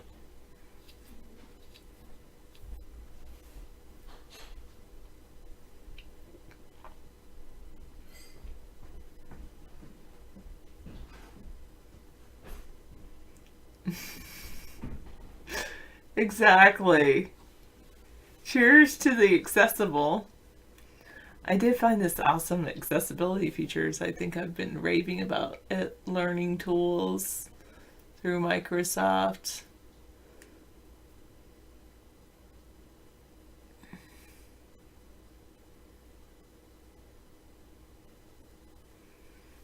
That's pretty good. Good. A brunch of alcohol free throw. Okay, just to be a rebel. That's good. I understand, busy. You like to be noticed.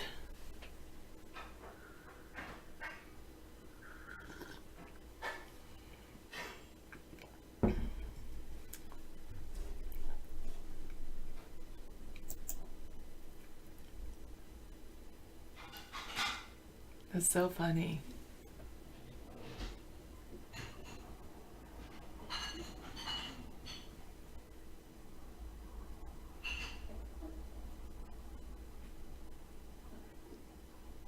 I love these bolts. Oh wow, wait.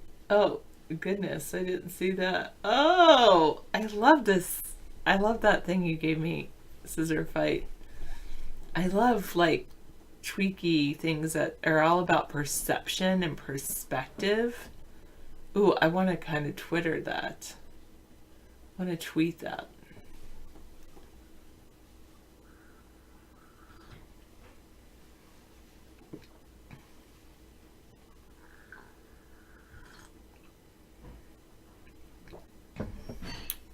Why do I want to click on that blue? Well, okay, Blue Raven, thanks.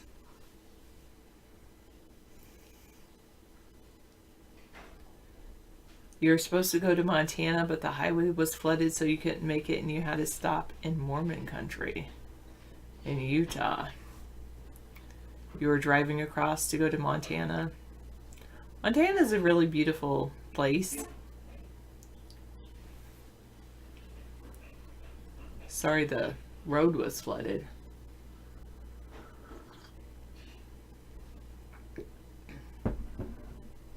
Oh, the real origin of the word?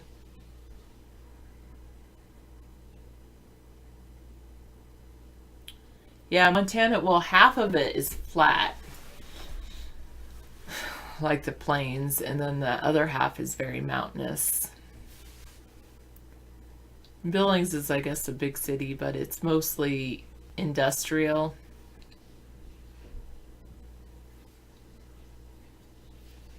I've always found I really like Montana. It's a beautiful state.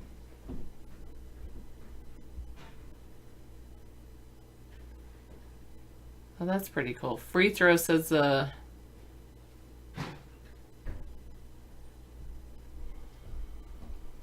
original of the word goodbye is a shortening of may God be with you.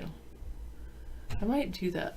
I might write this down and just tweet this link.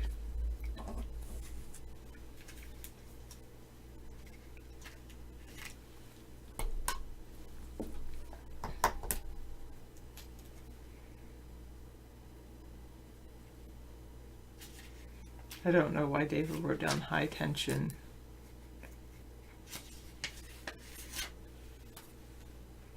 Utah does have nice scenery. They've got great rock formations there.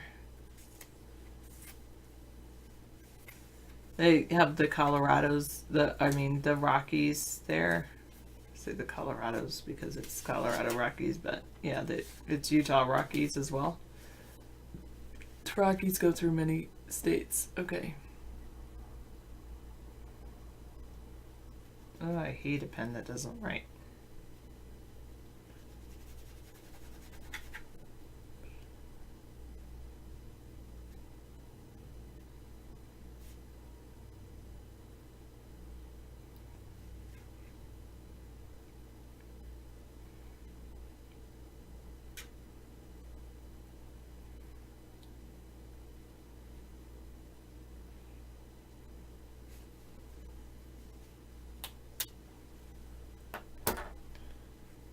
Yes, David likes to eat this late, and sometimes even later. I was supposed to come in, I guess, at 8 o'clock, and I was supposed to turn off the stove when I got my food, but both of those things didn't happen. So then there's a carbonization in the pan. Oh well.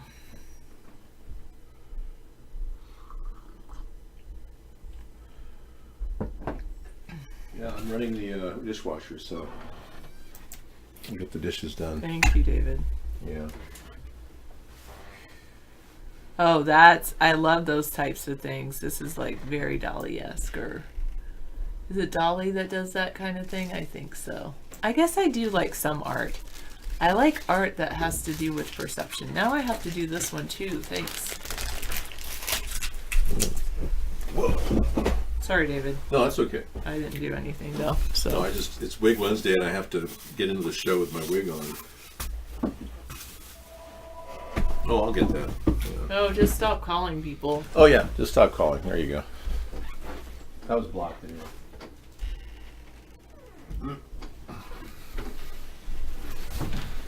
All right. I was just gonna show people this because I like Scissor Fight shared these two things with me. Okay. One is I realize I do like art that has to do with perception. Good. Shifting perception. Three-dimensional shifted perception topology. So no, it looks like MC is Escher. someone going down or climbing up? Yep, that's MC Escher illusion. MC Escher, yeah. Yeah. There you go. Similar. I mean, that's different. That's unique. And then this one I think is the same. Yeah, this one. It gets worse the longer you look at this. I know. It's like, is it 3 volts? Is it? And then look at the nut is like. I know. So I love that kind of art. That's like the only art I really like. Well, there's a mathematical study called topology, in which they look at like one. You can take a ribbon and twist it a certain way, and it only has one side. Yeah, it's there's a certain name for that ribbon. Anyway, yeah. Well, let me get the wig on, because I know my hair looks great tonight, I think, but I think so too. yeah. But I'm going to do the wig because it's Wig Wednesday, and I didn't want anyone to be disappointed.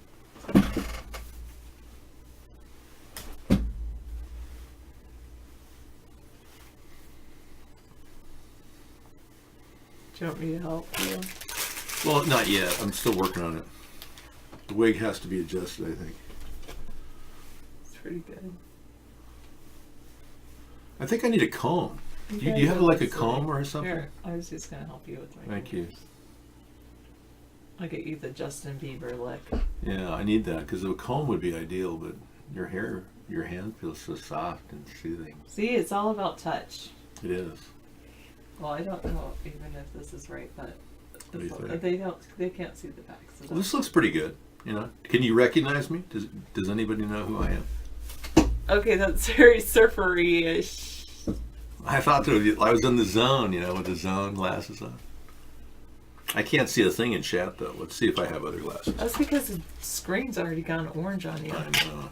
Well, we set that up. Thanks. I know, Alright, it always cool. makes me feel like I've turned into a pumpkin. It's like, I know. oh, it's 9 o'clock. It's orange time. I better go. Exactly. Okay, thank you, Sarah, for all your wonderful calming and it's easy to listen to Sarah, isn't it? I know. She's well, no, it's wonderful to have a. Oh, could you close that door just a tad bit more? Thank you. All right. And thanks for handling my hair. Appreciate it. Sarah is very calming, yeah. I don't know. I kind of like this. I want to get my money's worth. I paid $39 for this. It was made in Germany. Back in the night, yeah, the Monkees, yeah. Well, I'm actually trying to do a very close impersonation of a man named Wally George. You know, many people saw him as a conservative kind of guy, and I'm kind of a centrist kind of guy, a little bit more liberal. But he was a character on UHF TV in California. And Wally George had his show for years. Here was kind of like, you know, that was Wally George. He had a very big following of right-wing, you know, kind of what are now peace and freedom constitutionalists. Would be, you know, John Birchers back then. Most people perceive the conservatives like the Nixon supporters as real jerks. And now that Trump is turning that into, you know, the way America is supposed to be, everyone's kind of going, oh man, it's too bad Hillary was so unlikable. I mean, I would have taken Wally George if I could have. You know, let's just take Wally George at this point. So you guys who like Wally George can vote for me in the 2020 election. Just kidding. But whatever. Okay, let's take, this is the big meme for the night. Right. This is the one that says it all. You know, this recent involvement in Venezuela is a mistake. It's serving the New World Order and the Zionist masters. Look what the meme says. Stopped accepting dollars for oil in 2000. Oh, I better zoom in first. Let me redo this. Saddam Hussein stopped collecting accepting dollars for oil in 2000, and then he was executed. Yes, Muammar Gaddafi stopped accepting dollars for oil in 2009. He was executed. And then, oh yeah, it was a horrible situation. Stopped accepting dollars for oil in 2006. Hated Bashar al-Assad. Venezuela stopped accepting dollars for oil in 2017. Now I'm not saying it's a conspiracy, but there seems to be a pattern here. Now, I'm not saying this is a conspiracy, but there seems to be a pattern here. No kidding. I mean, even the Republicans I think are waking up to the fact that Donald Trump is doing the work of Tucker Carlson. Yeah, the New World Order is trying to ask us to accept the same thing they've been doing since Vietnam, Iraq War, and it's still right out of their playbook. Oh, gee, picture of a deformed incest baby. Thanks, but I don't think I can get that, Eric. For a good reason. I'm glad I can't get it. Well, yeah, busy. Muammar Gaddafi was sodomized with a knife. That's what they did. It was horrible. And he was just trying to bring some, you know, currency separation from the New World Order. He was trying to create his own currency. And I think everybody knows that now after the internet shared this information. Hey, Dave. Yeah, the blue light protection is essential. You're taking off again. You're getting away from the cell tower near you. Sleeping in your car. Yeah, it's really cold right now, Blue Raven. You know, you're a trooper, man. Getting out there, fighting the elements in your car, traveling around the country. Wow. I mean, it's enviable in a way, but at the same time, it's not, because who wants to, you know, be in a car with 35 degrees outside or worse, 22 degrees or 19 degrees, and you turn on the heater just to stay warm every 15, 20 minutes. Start the engine up, run the heater till it's 80 degrees, and then turn it off and go back to bed. That's the usual thing. No, Marauder, this is not my actual hair. This is my Wig Wednesday look. The last hour of our Wasteful Wednesday show is dedicated to Wig Wednesday. Hey, Eric, you know, I can't get that image. So I don't think it's important, but thank you. You don't have to send it anymore. I don't really need to see a deformed incest baby. Hey, remember my idea about using ultrasound? And then, you know, for the babies at all Planned Parenthood events? This is how we're centrist here. Centrist politics. A long time ago, around 2010, I had an idea to use, actually it was 2009, I started talking about using ultrasound to determine if, you know, if the mother could look at their baby before they go in for an abortion. Oh my God. I suddenly became pro-choice. No, I've been pro-choice all along. But no, the idea that they can look at their baby really does add to the credence of the pro-life group's ability to get a mother to at least understand she's killing her child.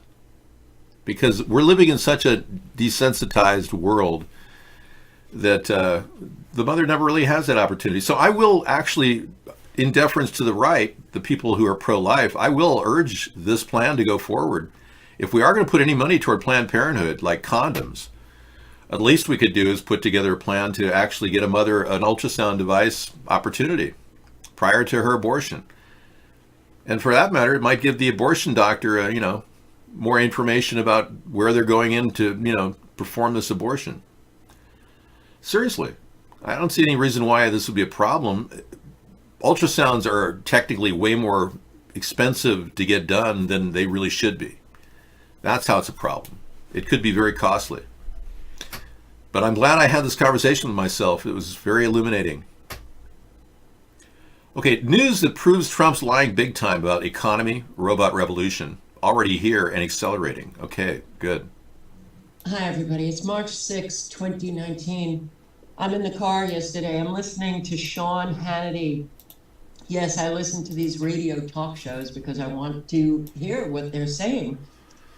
Sean Hannity boasting about how great the economy is doing. Americans are back at work, and you can thank Trump for that. They're saving so much money with these tax cuts, the Trump tax cuts.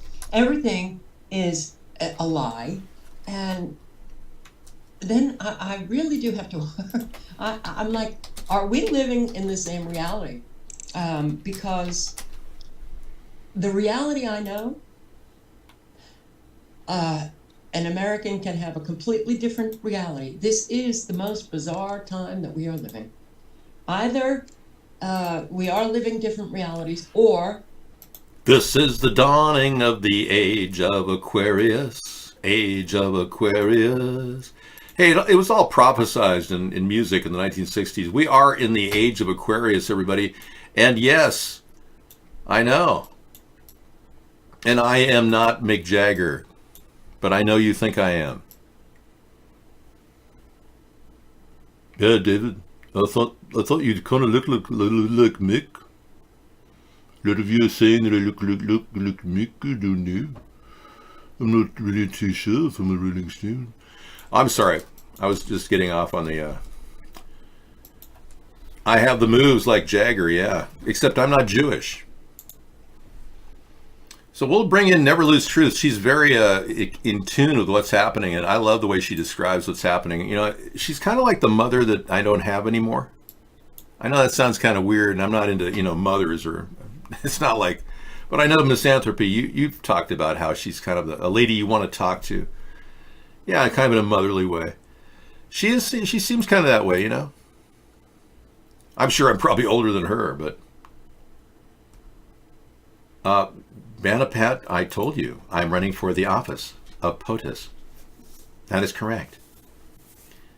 With the Citizens United ruling, it is perfectly normal for robots to run for human offices. I can represent a corporation or myself. I am officially David Sponheim. Yeah, it would be pretty weird if, say, the Illuminati saw, gee, I really wish we had a third-party candidate. Yeah, and then they saw, well, wait a second, we got one right now. Well, is there any video of him? Yeah, there's lots of video of him. He's been on TV, like 30,000 hours of video of him on YouTube. Well, let's just run him through AI and we'll generate a CGI character to replicate this person so we can hijack the entire effort. No, this is incredibly cheap. Yeah, I mean, the theory's very solid, but believe me, I'm the real deal. I am not a robot, as much as you'd like to think I am. I've been doing this since 2008. Hi, good morning. As you can see, I'm still wearing the shirt I wore last night and yesterday at Blog TV. It's exhilarating to do Blog TV. We've been having an incredible time. This is in fact day 54. I thought yesterday was day 54, but we did a recount, and we determined that today is day 54 as we approach the election. And as your potential write-in candidate, David John Sponheim, I'm here to show you my hybrid electric vehicle. Okay, so this was me 10 years ago, and now with my new surfer look, I've shaved off at least 10... No, it's the same voice. I have not altered the voice whatsoever. You have to understand, many of the octaves you're listening to are due to interference in the transition between our original filming and the actual archetype filming of the current show. Beep. Yeah, it's pretty cool. It's nice to do what I do every day, and I don't mind entertaining the idea that I'm a robot, but I'm not. Yeah, but thank you very much for sharing. I am not Eric Olson of NCIS. Almost a clone. That is not true. You continue to baffle me with your theories. 4 jigsaw puzzles that are based on mathematical curves. Italy. Hi, and welcome to another episode of Mr. Puzzle. Mr. Pavlov. Well, we will do it, Mr. Pavlov. This is wasteful time. Let's watch it for a bit. And in today's episode, I'm gonna review a bunch of fractal jigsaw puzzles. Fractal jigsaw puzzles you might think you already heard about. Yes, I reviewed also some of them in the past. Now we got a new badge here, created by Martin Rainsford from Great Britain. He also created a Kickstarter campaign for these. And you can just check out the link up here or follow the link in the video description to check this campaign out and maybe get one yourself. Okay, overall we're talking about 4 puzzles. And don't be confused, by the way, I put a little mark down here which says Dauerwerbesendung. What is this? Well, in Germany we need to mark any kind of commercial, even YouTube videos, and this mark here, this is actually not a paid promotion. I've got to tell you, I think it's very boring. Very boring. Yeah. I think it sucks, in fact. I'm going to watch this later, okay? It's like watching the paint dry in my backyard. Do you think I should grow facial hair and look more like this actor of NCIS LA? Yeah. Well, thank you for that link, Scissorfight. It's kind of cool that you offered it. Yeah. I can grow facial hair. My module is designed to have daily clean skin, though, due to the fact that it maintains youth.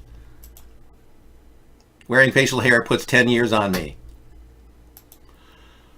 Hello. Yep. Rock and roll, dude.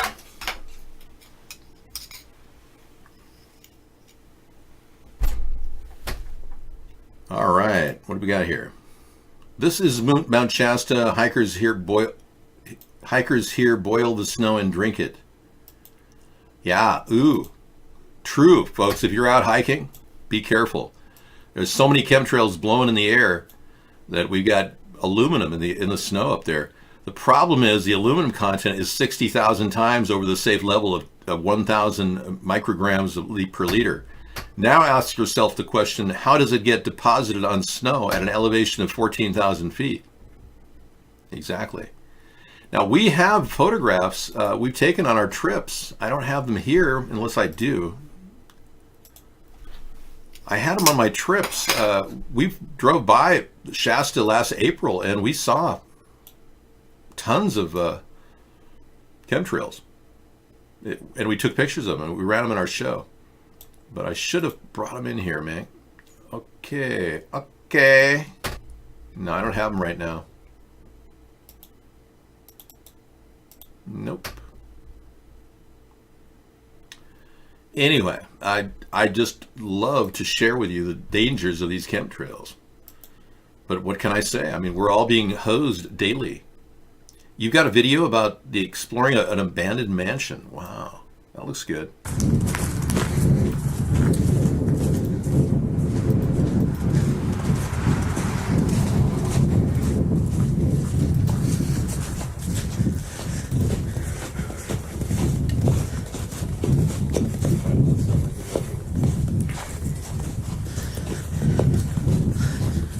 Okay, I've seen enough. That's good enough for me. I'm getting tired just hearing this guy work out.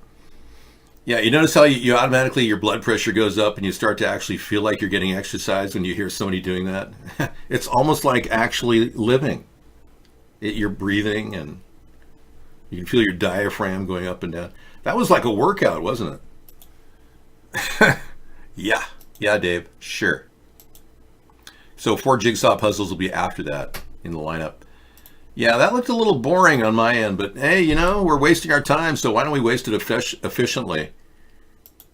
Would you like to hear something about people being swatted if they don't meet their unpaid student loans? Well, this story just came in at Vaughn. U.S. Marshals Service sending SWAT teams out to arrest people for unpaid student loans. Are you serious? Yeah, it gets worse the longer you look at this. It's kind of like one meme leads to another one. I know. Holy moly. Houston, Texas. In what could be a story straight out of The Onion, but sadly played out in reality. Let me get my head ahead of you.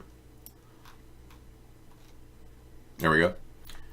A Texas man was arrested by 7 heavily armed U.S. Marshals for failing to pay an almost 30-year-old student loan debt. The man, Paul Aker, 48, said he was caught off guard by the heavily armed agents that showed up at his house to arrest him for failing to pay the nearly 3-decade-old debt. This is totally illegal. You can't go in. You're not allowed to have debtor prisons in this country. He said he noticed a suspicious truck in the front of his house on Thursday morning, and when someone approached, he ran back into the house. Later that morning, a bunch of armed marshals with combat weapons showed up at his door. I say, what is this all about? Aker told the news. They say, shut up. We know what this is all about. And I don't have a clue. When Aker continued to ask, they continued to say, you know what this is all about. He said, eventually he was told it was about 30-year-old student loan. You could have sent me a letter. You could have called me, Aker said. The U.S. Marshals said later in court that they had the firepower because Aker had a gun. But he disputes that. But you're already at my door, and it was because they knew I was a registered gun owner that they actually went and did the SWAT team thing. It's out of control, he continued. What if they had seen a gun on me? They would have shot me for $1,500. Wow, it's a $1,500 student loan debt too. Donald is out of control with no end in sight. That's why we're going to be doing the Fruity Porky dinner tomorrow for the fruity aspects of the LGBTQ community and the Democrats, and the porky aspects of the police state that the Republicans are pushing on us right now. SWAT teams going to our door if you don't meet your student loan debt requirement. Wow. This has got to be the most insane world as it's evolving here. And we do need representation, folks. Without that, we will get nowhere. Unbelievable. Okay, we got a couple videos or things from... Oh, this is news, yeah. It gets worse. It gets worse. That's not exactly... No, it gets worse. It's getting worse. Let's take a look. Corn and other important crops can now be gene edited by pollen carrying CRISPR. Wow. So all corn now is susceptible because CRISPR pollen is potentially gene editing every corn plant out there. Oh, how nice. And thank you, Misanthropy, for sending this in. Yeah.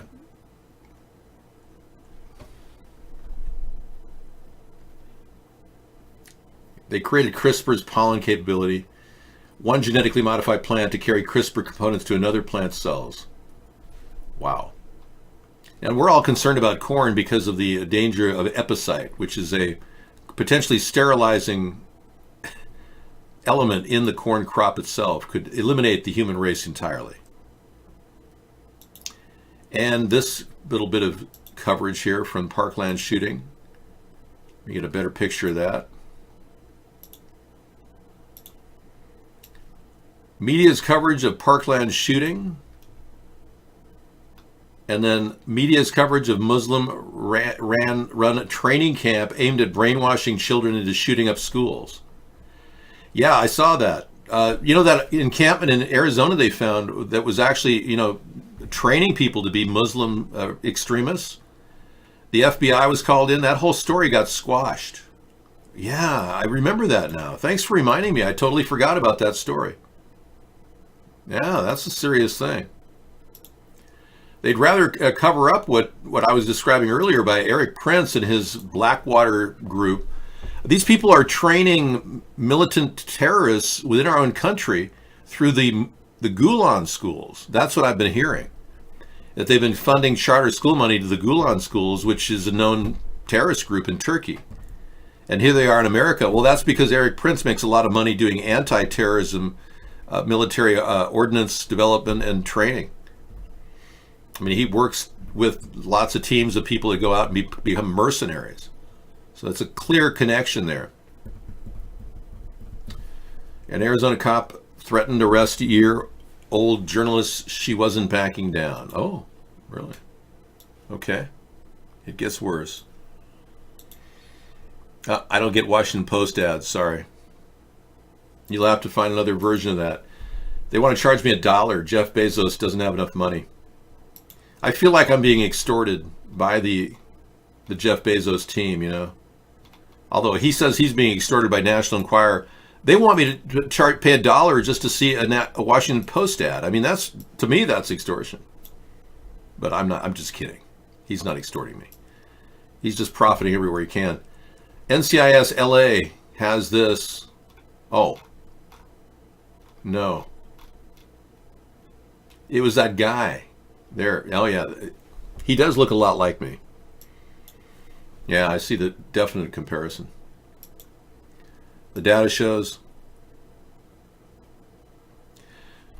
Yeah, thank you. Well, you can sit down and talk with me never. Over the last... right now, you can sit down and talk to me. Call me right now at 707-YOUR-ATP. Or URATP. However you want to pronounce it. You dirty rat P. 707 URATP. No, I won't be interviewing anybody in blackface. Will it run or drive? Rusty's been sitting around a VW. We got a VW that's been sitting around for 13 years, and these mechanics start them up and make good use of that wasteful car in their backyard. Yeah, that'll be fun. I'm having a problem with the connection.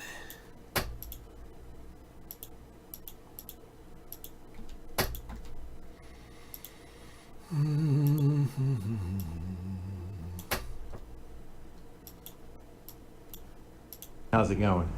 This is a 1970 VW Westphalia camper. Oh. That's been sitting for that's so cool. A long period of time.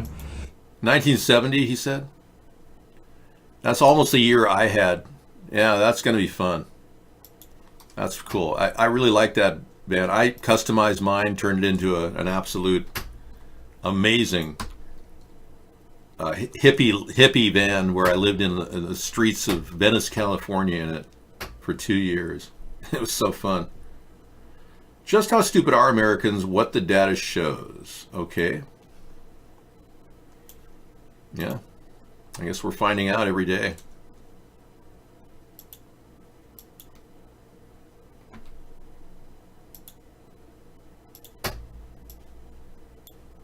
Last 5 years about the low knowledge of the American people about Iraq and 9/11. You know, on the eve of the Iraq War, only 1/3 of the American people understood that most of the world opposed our invasion. Another third thought the rest of the world was cheering us on because of all of Bush's talk about the Grand Coalition. And another third thought, oh, it was kind of mixed out there. They didn't apparently get a clue about how the largest rallies in history were organized in Spain, in Britain, and in other places. Huh? Hey, is he saying Americans are stupid? Is that what he's saying? It's ridiculous. Okay, we'll certainly look at this in a little bit, and I don't want anyone to think that they're not stupid or that they are stupid. So we'll find out the answer to that in a little bit. I can't really respond to that right now, being it's too complicated. It gets worse the longer you look at this. If you've been spending the time looking at this instead of listening to me, then you probably have an IQ above 120. Good. So there was a cruise liner, thank you for telling me. There was a cruise liner that basically hit 120 mile per hour winds and crap was flying everywhere.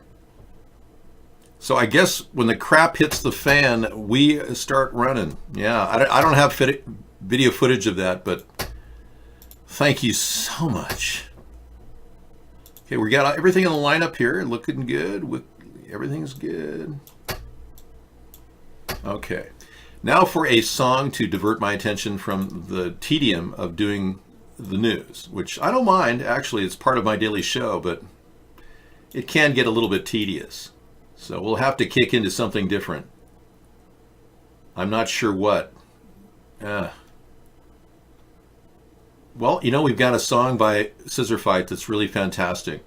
And they haven't monetized it once on the internet. So I really like the fact that it does fit in to the mode of the show. And I think if I just find it, it'd be great. Oh, of course, I'm not categorized by alphabetical. Are you ready? I'm ready. Let's do it.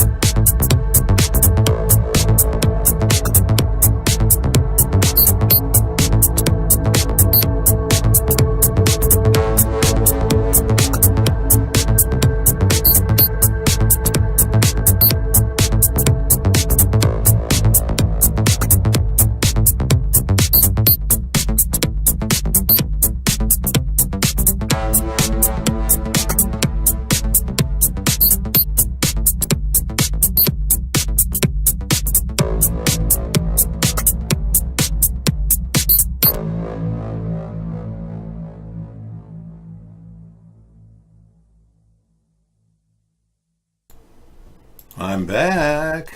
And if I don't get exercise during the show, I don't get exercise. So because I spent a lot of time doing the show, I got to get up and walk around.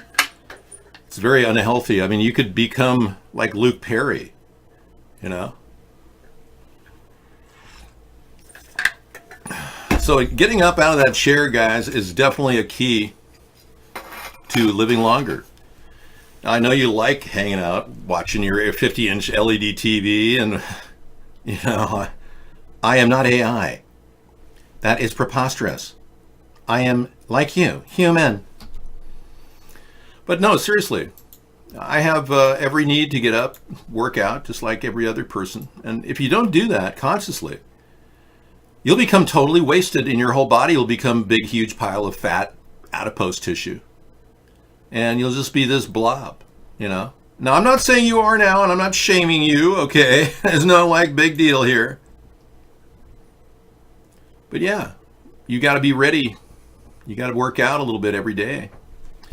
And if you don't get your heartbeat up to, a serious, like a workout, like a little jog, 3 times a week, your potential for heart disease grows. And you want to limit the amount of cholesterol in your body too. But your body needs a certain amount of butter or fat of some sort. Otherwise, your body will actually eat itself. I have an itch under my wig. Okay, we're good. More GitHub stuff. Wow. Now, you really think I can relate to this GitHub stuff? I mean, what's going on, man? What's it all about, Alfie? Yeah, I'm just not. SafeEyes is a free open source tool for Linux users to reduce and prevent repetitive strain injury. Oh, okay, yeah. Oh, yeah, totally. Oh, no. Yeah, definitely. You could potentially. I use these glasses made by 3M Company, a division of Honeywell. These are the Uvex glasses. I highly recommend them. Yes, they're very safe, and they clearly prevent my eyes from being damaged by the dangerous LED lights that are coming at me. Get in there. Get in there. Get that glass in there. There we go. Yeah, I don't like those glasses. I like these glasses. They're kind of cool. Maybe they are better. Maybe you would go with a technician look. Don't mind me. Let's talk about politics. Hey, we had a really intense little show there earlier talking about the Russian collusion thing and how Ocasio is trying to appear like she's not guilty of misexpenditure of $900,000 in her campaign, denying that she's misexpended it. Basically, she hasn't specified where she spent nearly $900,000. SafeEyes is another one. Yeah, these are all tools that you can use to prevent dangerous, damaging UV radiation. Oh, I'm sorry. I'm still awake. I didn't realize it.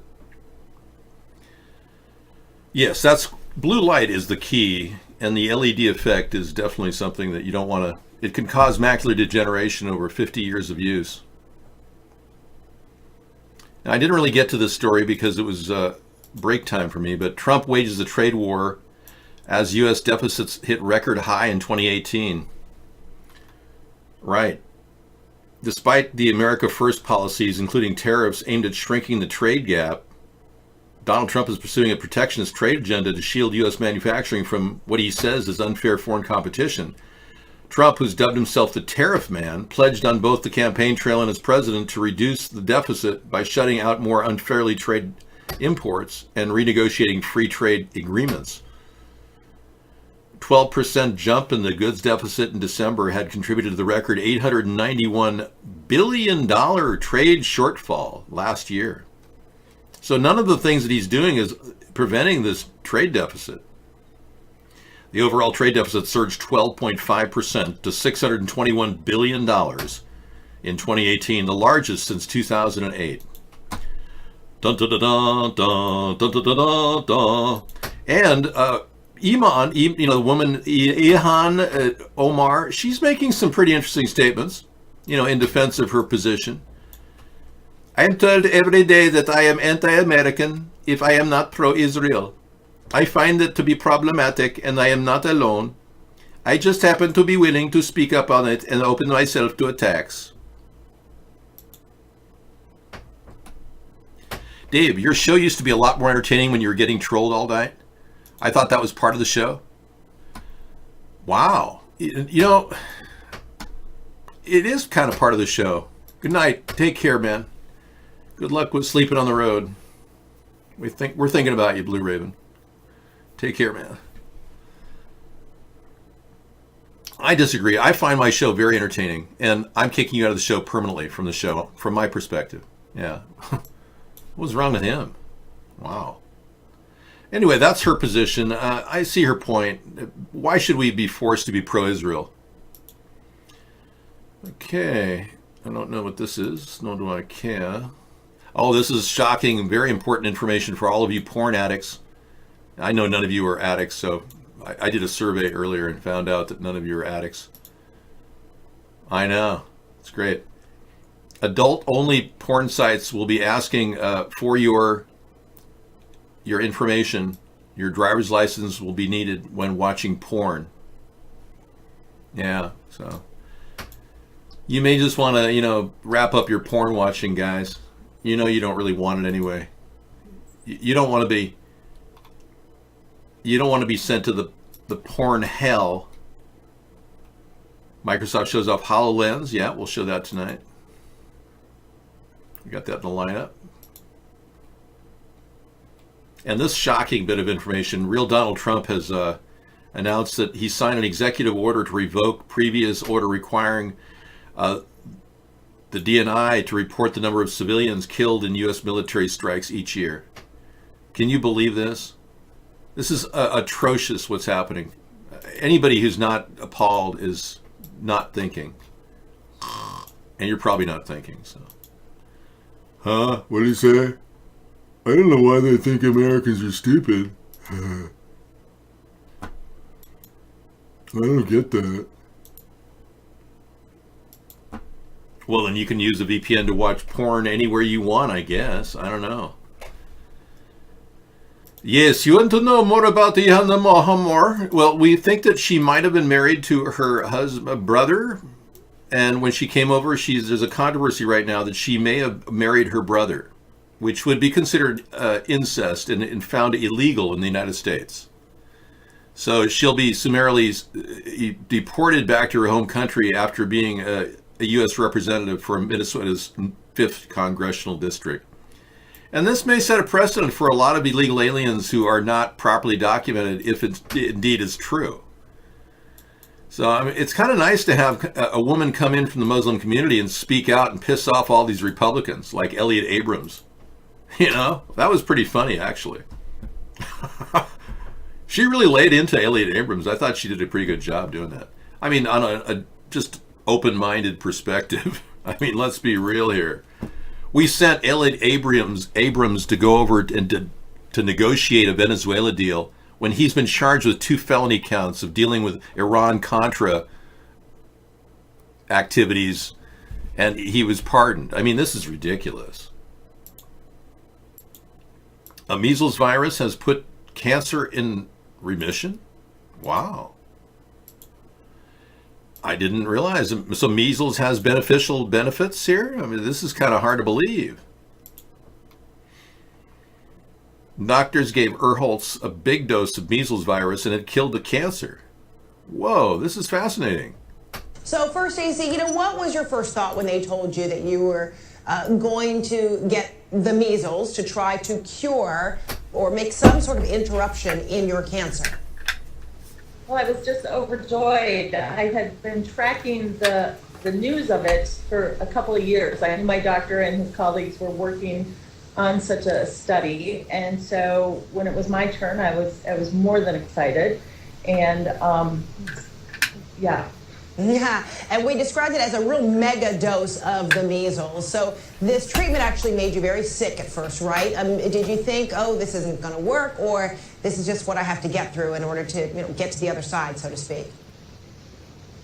Well, it really was a very intense dose, and I received enough to inoculate 10 million people, which I didn't know those relatable terms until after the fact, which was good. I had a really horrific headache during the process, and I spiked a high fever and had nausea, but those symptoms or side effects were very short-lived. And Ma'am, you're holding the phone next to your head, ma'am, and if you do you realize that the director of the World Health Organization has said that holding your phone next to your head could contribute to brain cancer? I'm wondering if she's suffering from brain cancer, folks. Yeah. today I was able to walk across the street to my hotel. Wow. And then the doctors told you were cancer-free, at least temporarily. How did that news hit you? Well, it was very exciting. I actually had a built-in monitor on my forehead. I had a plasmacytoma, which my family named Evan, and within 36 hours. Oh my God, she had brain cancer from holding her phone next to her head, and here she is holding her phone next to her head. Oh, I don't know if that's, I mean, without further studies, we'd have to verify, but look at this woman. She's talking with her phone next to her head, and then she's had a blastoma or a Wow. The plasmatoma the size of a golf ball disappeared. Wow. Amazing. And so at that point, you knew. I knew. This is working. I knew before the tests were telling us that it was working. Wow. And so it did come back, but temporarily, right? Now you're in remission? Now she's I holding. am in complete remission. Well, I good. am.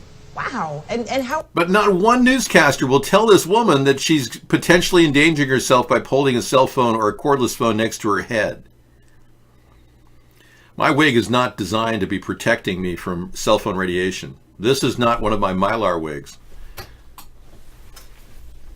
Yeah, I personally don't spend much time on talking about the new patented Mylar the hat for the future. But yeah, in case you haven't seen my tinfoil hat, this is my prototype.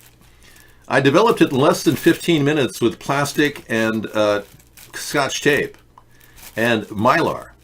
Now, I'm not going to wear it because if I wore it, you'd take a picture of it and put it all over the internet and people would be saying, yeah, there's the guy with a tinfoil hat. So, I know. Are you having fun finally? I mean, I'm trying to make this show a little bit more entertaining. Jeez. Try to have some fun, for crying out loud. It's Wig Wednesday, for crying out loud. Okay, well, thank you, ma'am, and appreciate your input. And here's the chat, guys. This is Von Chat. Give me enough reefer to stone 10 million people. That's Reptoid. Yeah. Her name is Stacy Earholtz, 50-year-old from Pequot Lake, Minnesota, battled myeloma, a blood cancer that affects bone marrow. Oh, I didn't know. Thank you. I thought it was brain blastoma that she was dealing with. Don't take a picture of your Faraday cage bed. No, I don't take pictures of anything anymore. Yeah, I used to take pictures of my property, and I posted the Biodome video, and it became an instantaneous YouTube hit. And then I was censored after that. My hit counter stopped at 45,625. And I haven't had another hit since. I'm a one-hit wonder. Yeah. I was a bullet, I'm telling you. I was big back in the 80s. Yeah, my famous song, Here We Go Again. Remember this? Here we go again. Here we go again. Been there, done that. There's nothing new to it. I felt this rush before.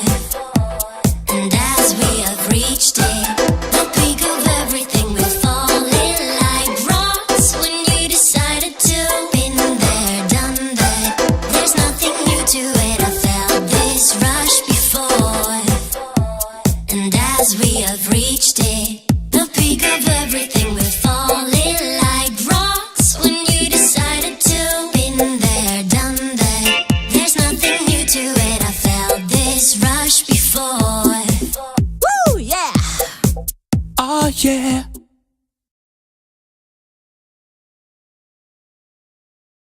Yeah, sorry I had to play that for you, but yeah, sometimes we gotta pep things up toward the end of the show here.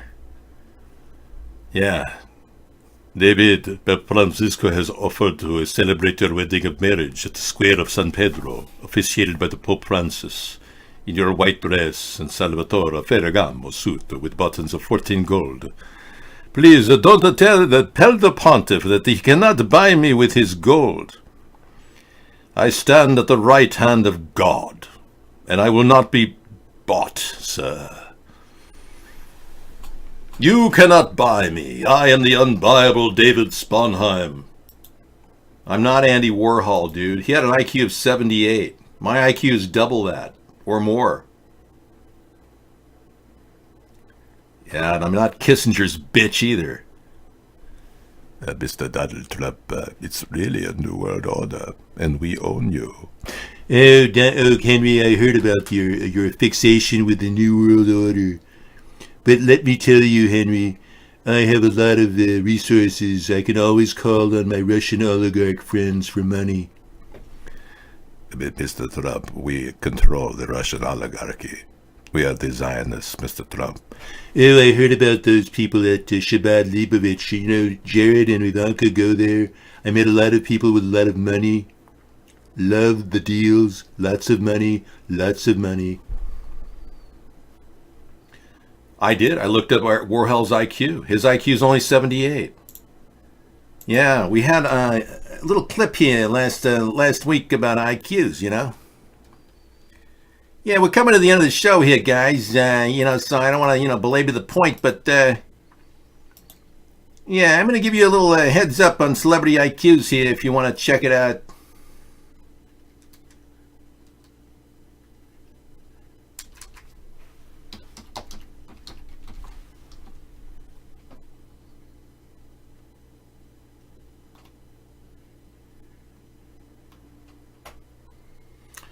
Wow. Now that's weird. I never looked at that video. Yeah, I don't have the IQ, celebrity IQ. I lost it somehow. But I do have celebrity open caskets. Oh, no, I do have it. Here it is. Okay, checking celebrity open caskets. Like what? Yeah, I never looked at that. Sarah must have been looking at that. So weird. Okay, here we go. Spiro Agnew had 135 IQ. Our former vice president. Troy Aikman had 118 IQ. Muhammad Ali had a 78 IQ. I'll give you this list. You can look it up yourself.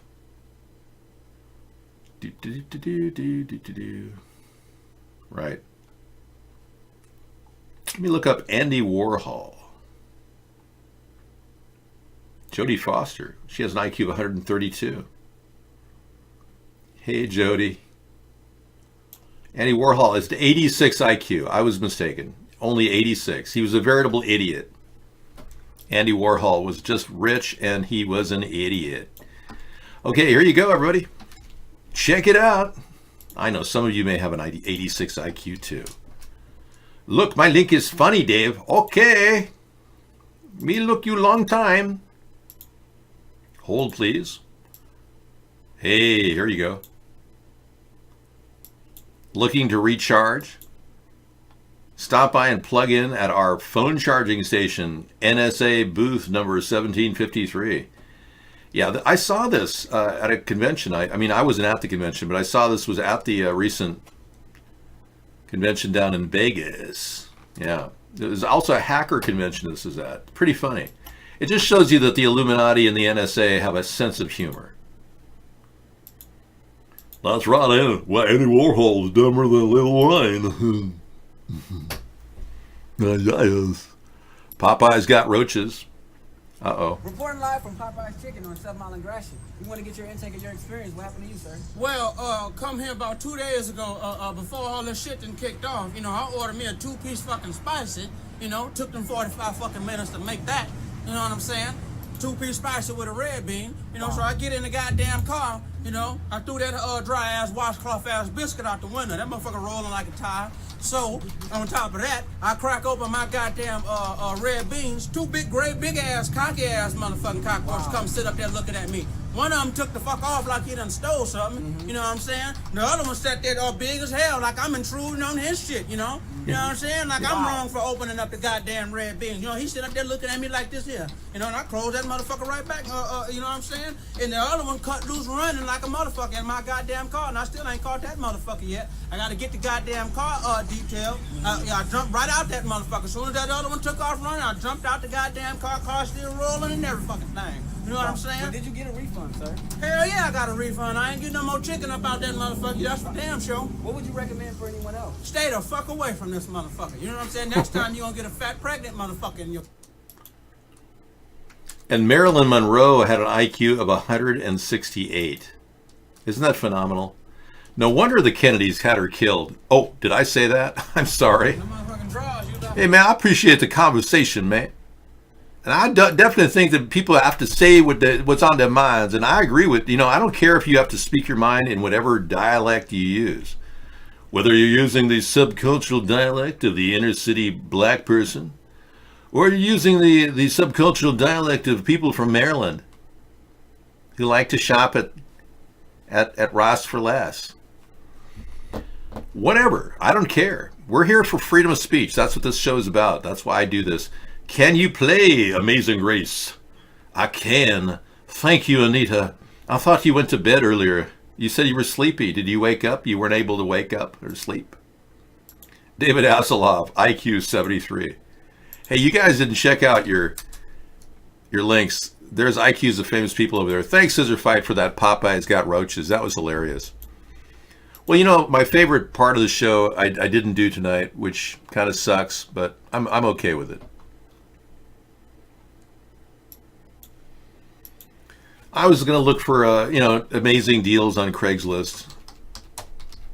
If somebody's looking for an RV right now, I like to go to any part of the country and find that RV within 5 seconds or 5 minutes, something like that.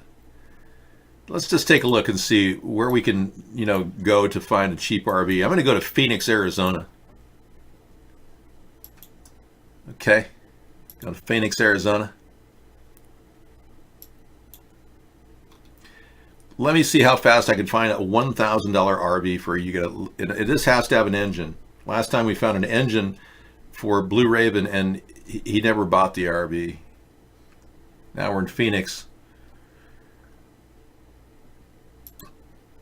All right, I'm going to set my minimum maximum price for $1,000, and I'll go minimum of $500. Look at that adventure camper for $800. Look at that. There are safety glasses for maintaining your visual health. Your retina is important, and son, if you don't wear certain protective eyewear like I'm wearing right now, you could fall into the hands of a potential macular degeneration. Ooh, here's like a mini house incomplete, Misanthropy, I think I found your home. It's perfect for only $800 out in Gilbert, Arizona. This little puppy's ready to go. That's what you can do with wafer board, buddy, and a transaxle. Okay. Whoa. That's kind of a cool pop-up Coleman right there.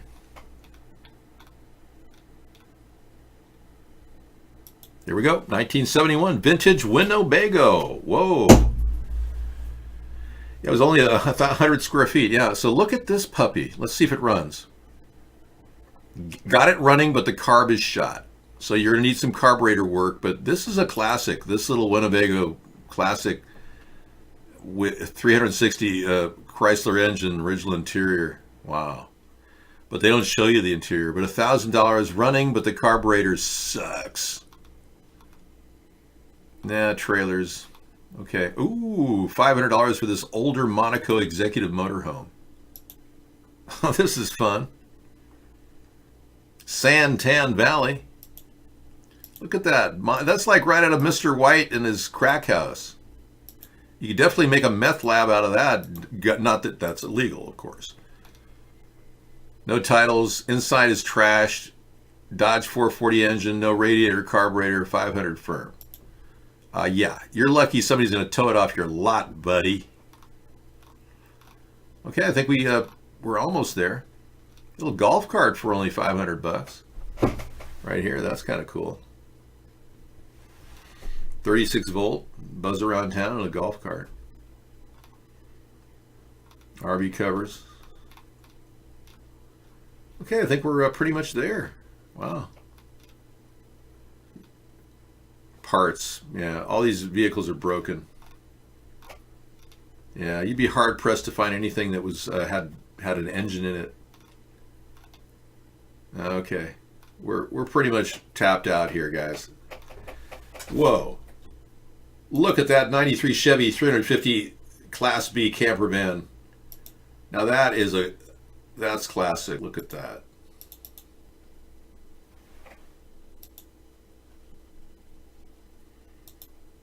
Oh, see, you could live in that. That would be nice. Yeah. It's trashed. The whole interior is gutted. Look at that. Horrible. Oh, man. That's abusive. I bought this as a project. I started on it. I had plans to fix it up and live in it while going to college. However, it turned into a bigger project than my skill can handle. Than my skill set can handle. Engine has a knock caused by a stuck lifter or warped rod. Okay. He put $1,500 into the vacuum lines and brake systems redone. $1,500. Wow. The engine mounted AC does not work, but the rear AC does. Needs a coach battery. Huh. You know, I'll bet that's one hell of a deal for $1,000. That's not bad. You could rip into that and gut it and put it in really nice siding, white interior. Yeah, there's some, you know, you can pick up this whiteboard at Home Depot and make like walls that look kind of like NASA. And a vehicle like that wouldn't take but a few cans of spray paint. You'd have like the perfect, it looked practically new. Look at that. The AC in the back works for $1,000, everybody. This is my #1 choice. You just have to do major engine work on it. All right, signing off. Thank you very much for coming in and hanging out with my Wasteful Wednesday show. I will be back again tomorrow with Technology Thursday. We're going to kick it off with a dinner starting at 5 p.m. Fruity Porky Stir Fry. Yeah, Fruity Porky Stir Fry. I'm going to feed 10 people for $5 now. I'm going to go for $5 for 8 people. Yeah. You were a mechanic for 30 years. Do you want the link? It's out in Flagstaff. Here it is. This might be the way to go, man. I mean, if you want independence, that's a pretty good deal. It technically runs and drives, but it has a bent rod. It's got one of these lifter things. You put a little bit of STP in there, that kind of helps the lifters. I've seen people put STP in engines where the lifters don't stick. It could just be a stuck lifter, man. All right. I act like I know what I'm talking about. Yeah, just could be a stuck lifter, man. Okay. We are out of here. Take care, everybody. I'll see you again tomorrow night. Thanks for a wonderful show and interaction, chat. Hang out and watch movies for 4 hours till 2 in the morning. See ya.